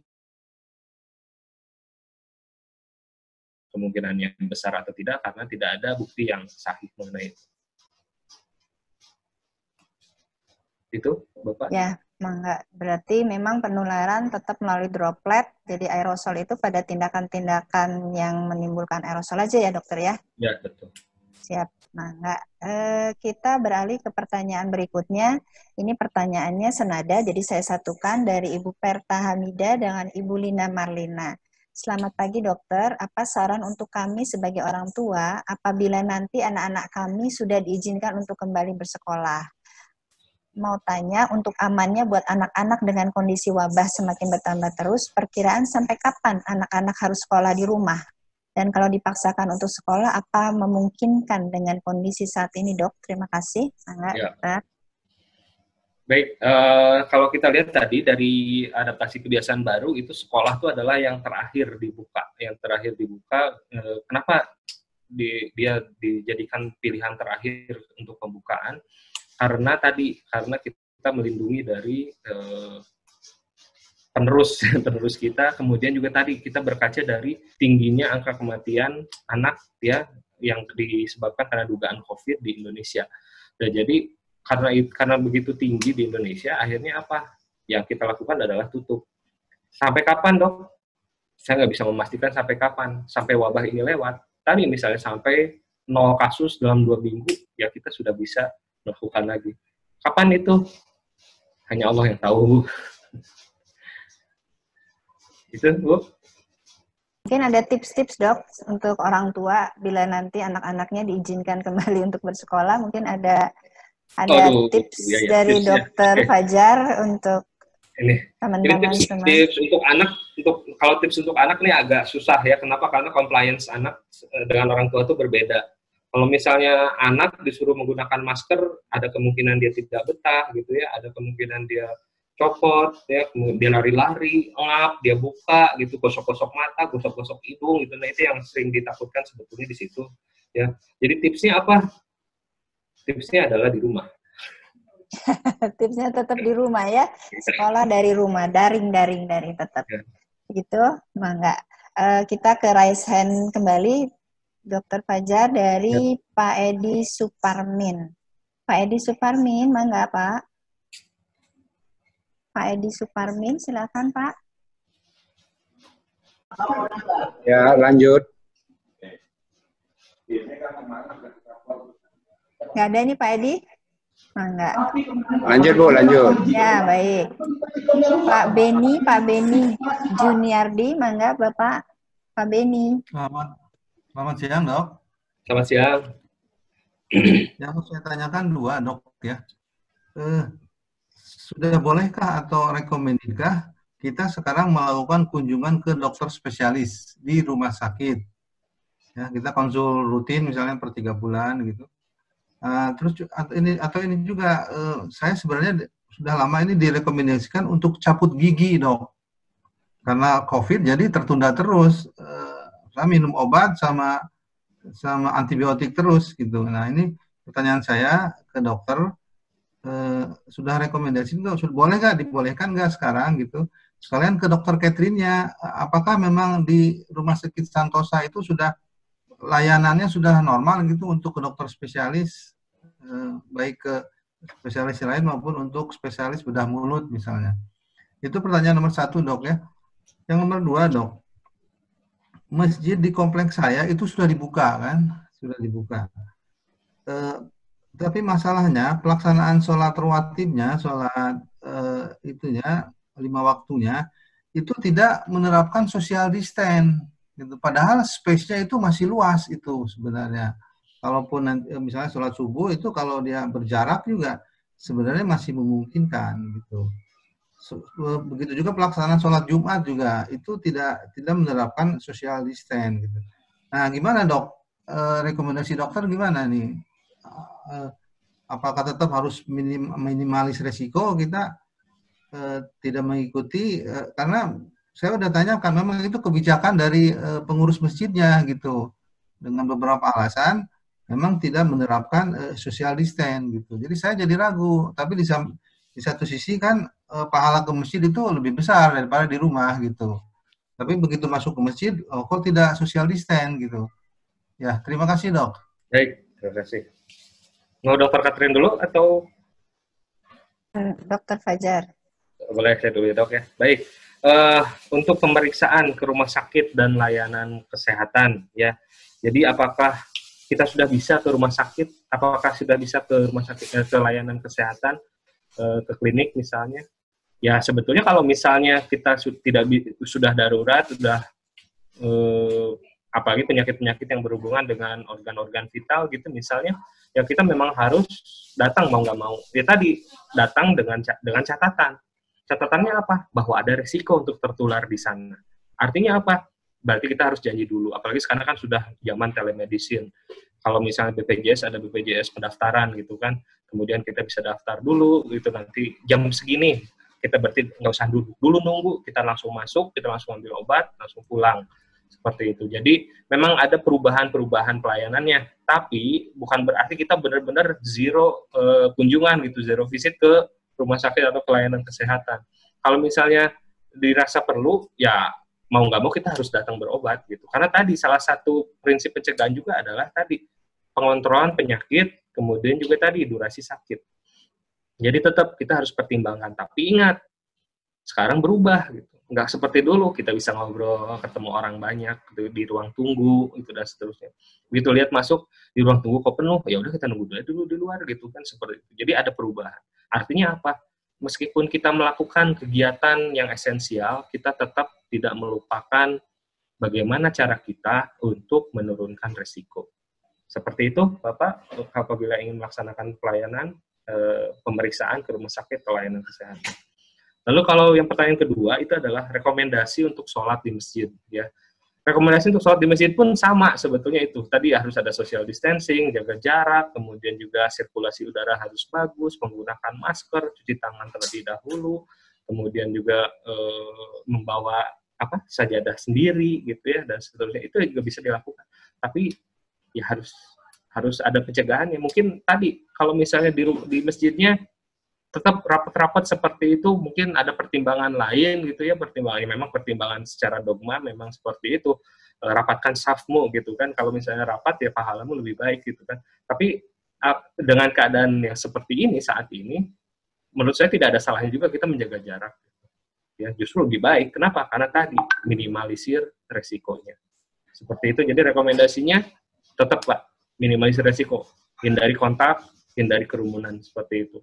Gunakan masker, gunakan kacamata, bawa sajadah sendiri, pulang ke rumah cuci semua baju dan sarungnya. Itu saja. Terima kasih. Kalau untuk itunya dok, yang untuk cabut giginya gimana dok?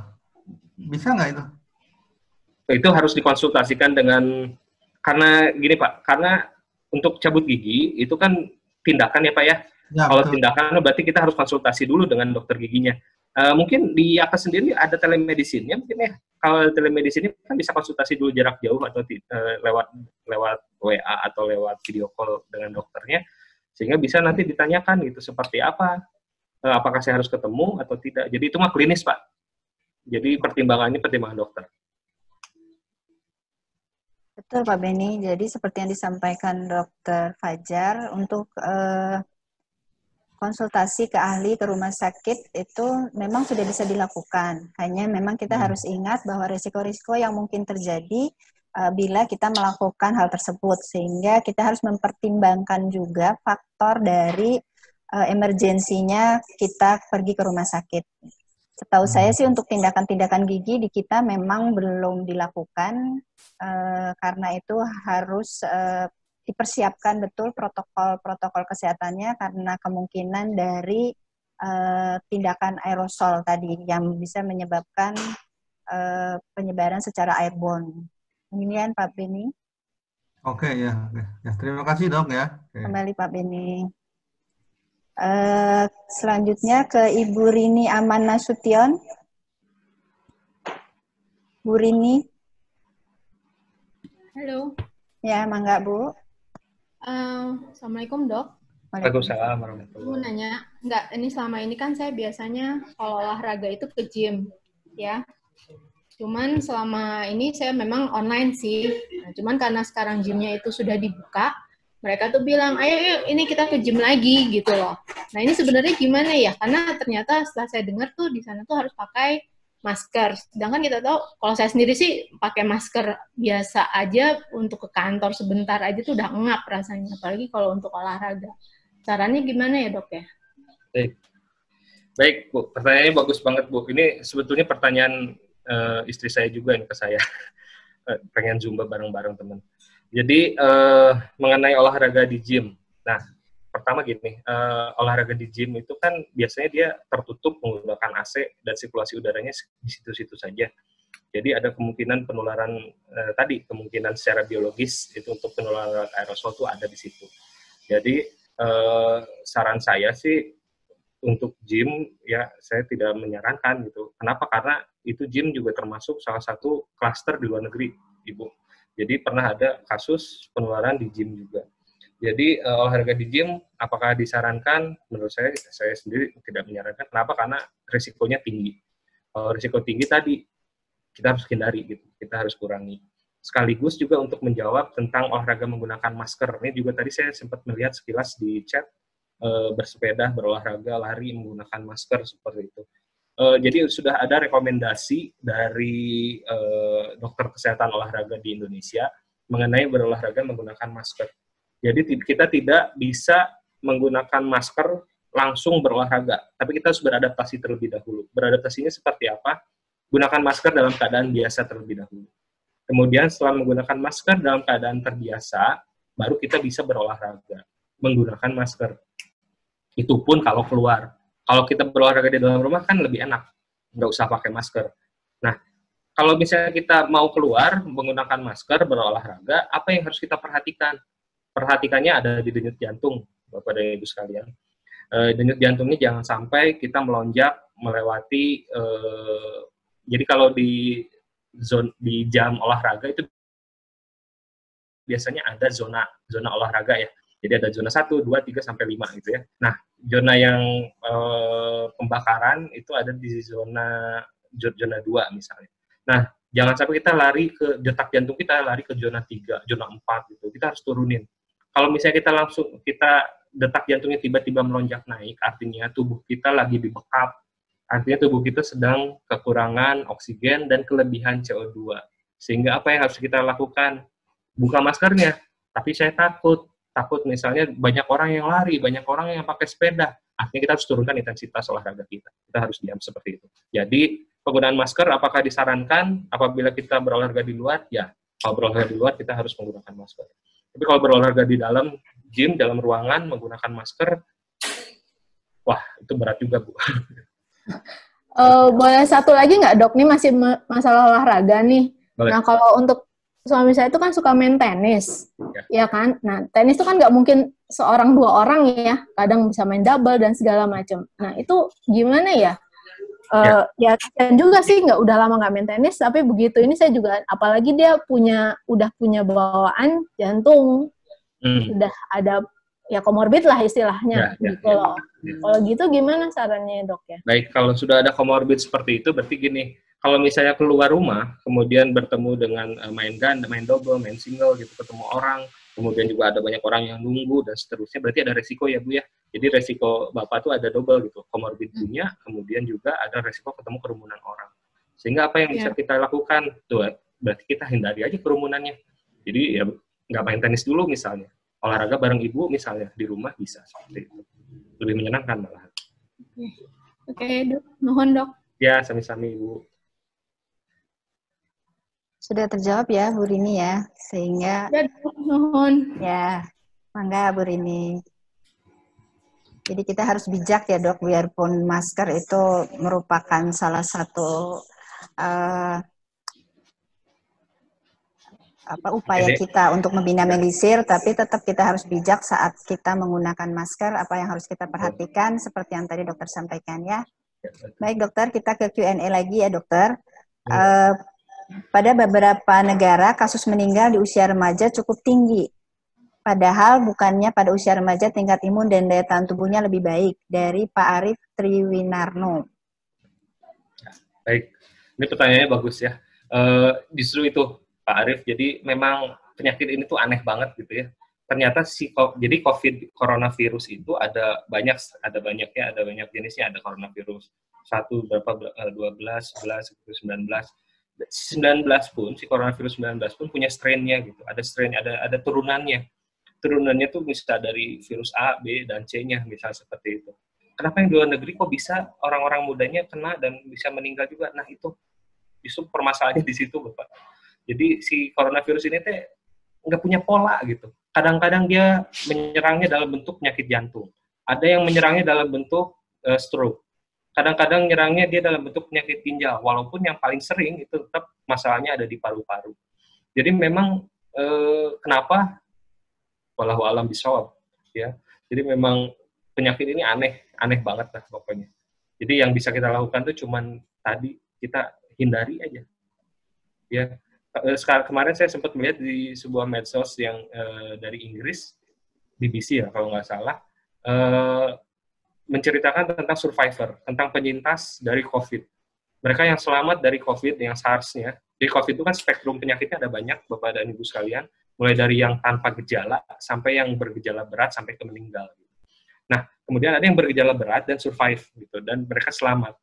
Yang selamat itu mereka menceritakan bagaimana keadaannya sekarang. Ternyata seorang yang terkena coronavirus dan mengalami kerusakan di paru-paru, kerusakannya itu tidak bisa hilang dengan mudah. Jadi meskipun mereka sudah negatif swabnya, tapi mereka tetap mau jalan, buka pintu aja, kata ke arah pintu, sesak nafas, gitu. Sakit di dada, sakit ketika narik nafas. Jadi ini penyakit memang betul-betul aneh gitu ya. Mungkin Allah ada maksudnya menurunkan penyakit ini di kita gitu. Dan kita termasuk orang yang hidup di zaman ini gitu. Beruntunglah kita hidup di zaman kemungkinan jihad ini.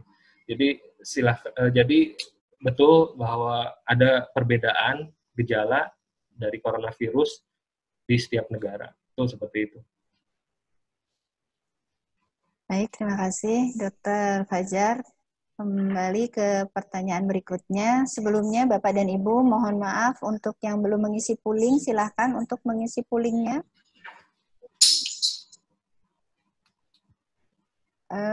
Bu Jemi Permata Intan menanyakan bagaimana menghadapi kondisi lingkungan yang tidak peduli dengan COVID-19, Dokter. Wah, ya bagus.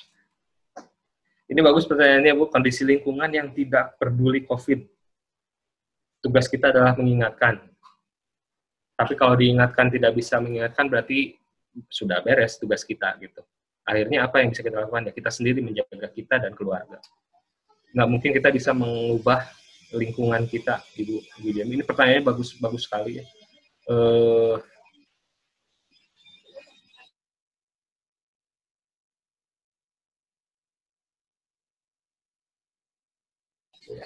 Kita tinggal di sebuah lingkungan, dan lingkungan ini yang kita harus pertimbangkan gitu ya. Nanti kita harus kita tinggal terus, kita harus menjaga hubungan dengan baik dan seterusnya. Jadi kalau misalnya tidak peduli, ya udah kita yang peduli, Bu. Ya, kita yang menjaga diri kita dan keluarga.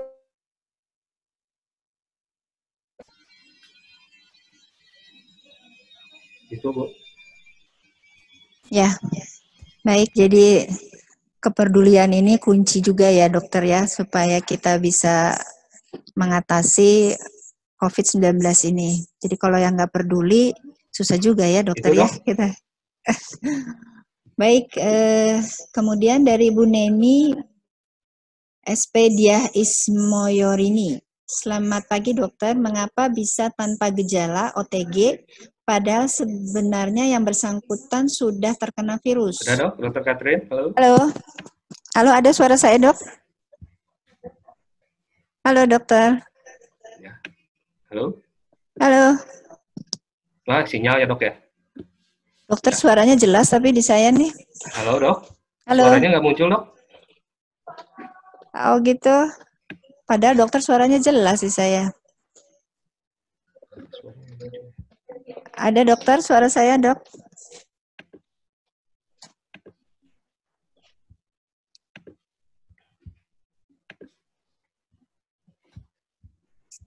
Bisa dilihat, Dokter? Di chat. Dok, suaranya nggak muncul. Halo? Halo. Jaringan ya. Oh, jelas ya. Kenapa di saya nggak muncul ya? Q&A, Dok. Boleh dilihat, Dok, Q&A-nya? Sebentar.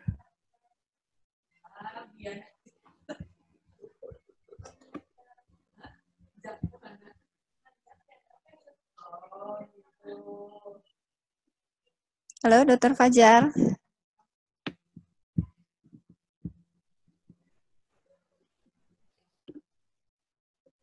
Mohon maaf, Bapak dan Ibu, tunggu dulu sebentar.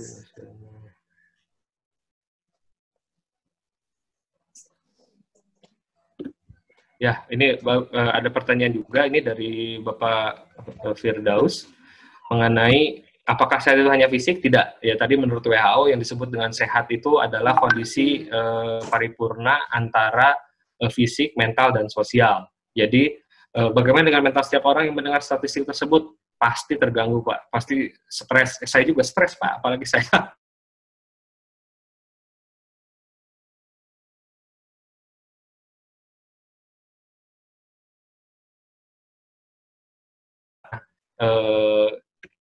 Stres ini cukup mengganggu, ya kita bisa konsultasikan, Pak, dengan psikiater, ya.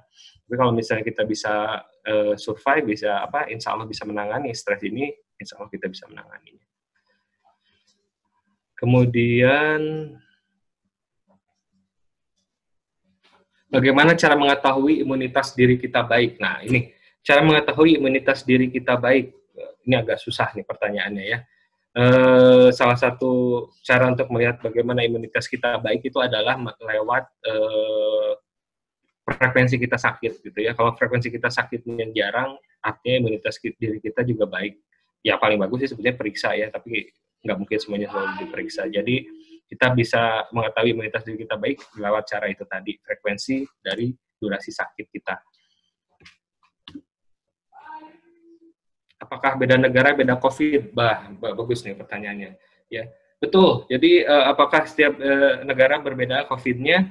Beda banget ya. Jadi ada perbedaannya. Ada yang tipe A, ada strain A, B, dan C gitu ya. Yang di Eropa dan Amerika kenapa banyak yang meninggal itu strain C. Yang jadi perhatian di sini di Indonesia itu katanya ya, ini dari klinisi ya, dari dokter paru yang sering menangani, ada 3 strain di Indonesia, mulai dari strain yang jinak sampai strain yang ganas ada ya. Memang perlu penelitian lebih lanjut karena kita harus mengetahui dari pemeriksaan dari PCR-nya. Jadi betul berbeda ya. Belum bisa ditemukan vaksin ya, belum bisa ditemukan vaksinnya. Kalau obatnya seperti apa? Obatnya suportif. Jadi yang dilakukan di rumah sakit itu suportif oleh dokter paru dan tim dokternya, ya.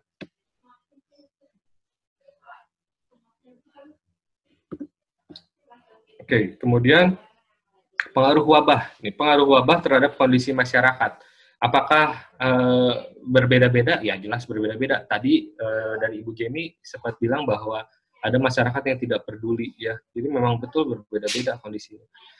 Sehingga apa yang bisa kita lakukan ya, kita lakukan adalah pertama dari diri kita sendiri dan keluarga kita. Kita minimalisir risiko yang ada ya.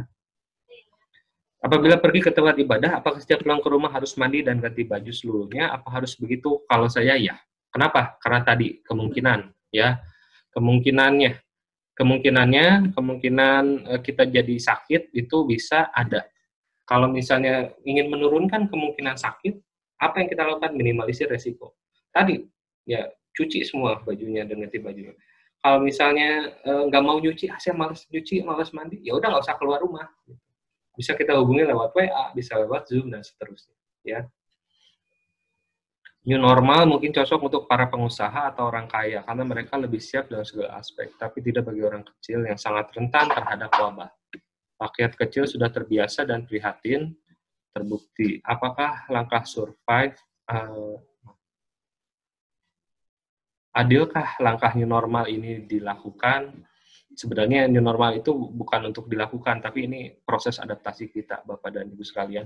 Jadi kita harus beradaptasi dengan keadaan ini. Kalau misalnya keadaan situasi ekonomi kita semakin terancam, ya mau nggak mau kita harus keluar rumah kita. Tapi dengan cara tertentu, cara tadi, minimalisir resiko untuk jadi sakitnya. Di mana web, kita tahu ada layanan rapid swab gratis di wilayah kita. Oke, ini bagus pertanyaannya. Jadi mengenai pemeriksaan rapid atau swab test. Saat ini ada 2 cara, ada gratis, bukan gratis sih sebetulnya, pemerintah yang bayar, kemudian ada yang bayar mandiri oleh kita. Ya. Nah, kalau yang dibayarkan oleh pemerintah itu lewat jalur bencana. Jalur bencana itu seperti apa? Artinya ada monitoring dulu, ada surveillance dulu. Surveillance-nya mulai dari klinik, ya, mulai dari pusat layanan kesehatan primer, kemudian nanti dari klinik dia bisa merujuk ke puskesmas untuk dilakukan pemeriksaan rapidnya. Itu gratis, itu pemerintah yang bayar. Kalau misalnya dia sudah suspek, misalnya ODP RISTI, orang dalam pengawasan misalnya, atau OTG RISTI gitu ya, atau malah PDP gitu ya. Dan itu bisa dirujuk ke puskesmas di daerah kerjanya. Di daerah kerja itu, kenapa harus ke puskesmas? Karena harus tercatat, Bapak dan Ibu sekalian, tercatat dan dilaporkan. Tadi grafik-grafik yang ada di Kementerian Kesehatan itu adalah hasil dari surveillance yang dilakukan oleh pihak Kementerian Kesehatan dengan ujung tombaknya yaitu puskesmas. Jadi nanti kita punya data-data tersebut. Kita punya data daerah yang merah, data daerah yang biru, hijau, itu dari mana? Dari situ. Dari data laporan surveillance-nya. Sehingga kalau misalnya nanti dari puskesmas hasilnya reaktif, maka harus dilanjutkan swab, maka akan dilanjutkan swab.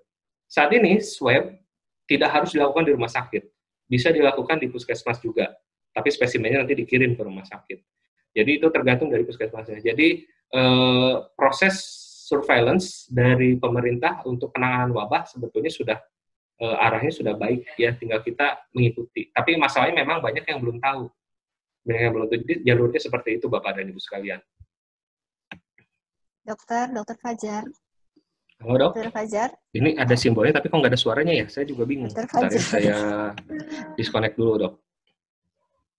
Audio setting.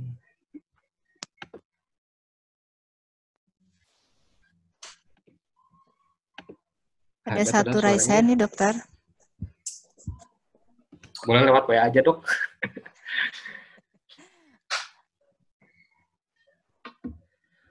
Dilanjut aja, dokter. Oke, kemudian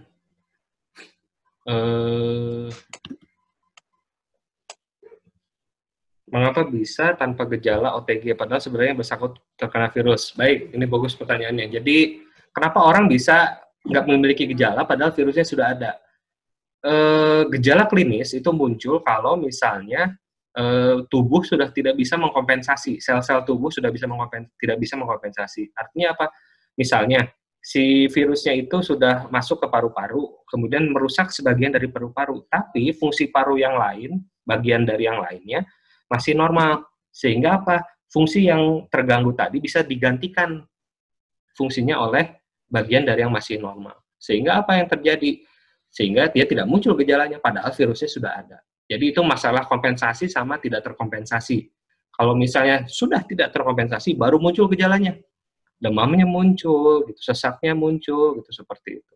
Apakah OTG itu lebih tahan daya tubuhnya? Salah satu hipotesisnya betul, karena daya tahan tubuh, seperti itu. Bagaimana kita bisa mengetahui yang bersangkutan OTG atau bukan? Periksa PCR, periksa swab.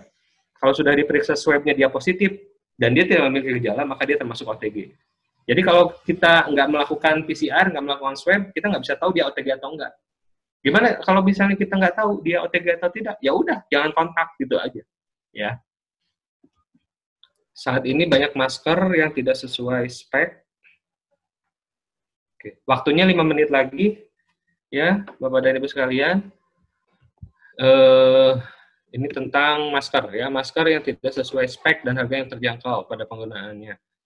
Spesifikasi seharusnya digunakan dan batas waktu. Apakah Yakas dapat menyediakan masker khusus? Wah, kalau untuk Yakas dapat menyediakan masker khusus, itu Dr. Katerin nanti akan menjawab. Ya, spesifikasi masker yang seperti apa? Jadi memang untuk spesifikasi masker yang digunakan itu ada batasannya. Untuk tenaga medis dan untuk masyarakat biasa itu berbeda. Kalau misalnya untuk tenaga medis, karena dia resikonya paling tinggi, resiko untuk tertularnya paling tinggi, jadi pekerjaan yang paling beresiko untuk terkena COVID adalah tenaga medis. Dan sangat disayangkan, tenaga medis yang meninggal di Indonesia termasuk tinggi, ya 6,5%. Termasuk tinggi di Indonesia. Sehingga apa? Menggunakan maskernya harus yang paling tinggi derajatnya, yaitu tadi misalnya 95. Kalau misalnya bagaimana dengan masker untuk yang kain? Bisa digunakan, tapi dilapis lagi dengan tisu seperti itu. Ya. Kenapa Jabar selama ini paling kecil jumlah terpapar yang kota tahu ini meningkat dengan ditutupnya beberapa jalan utama hari ini? Gimana? Kenapa? Oh, tahu-tahu hari ini meningkat. Oke. Kenapa tiba-tiba hari ini meningkat? Karena jumlah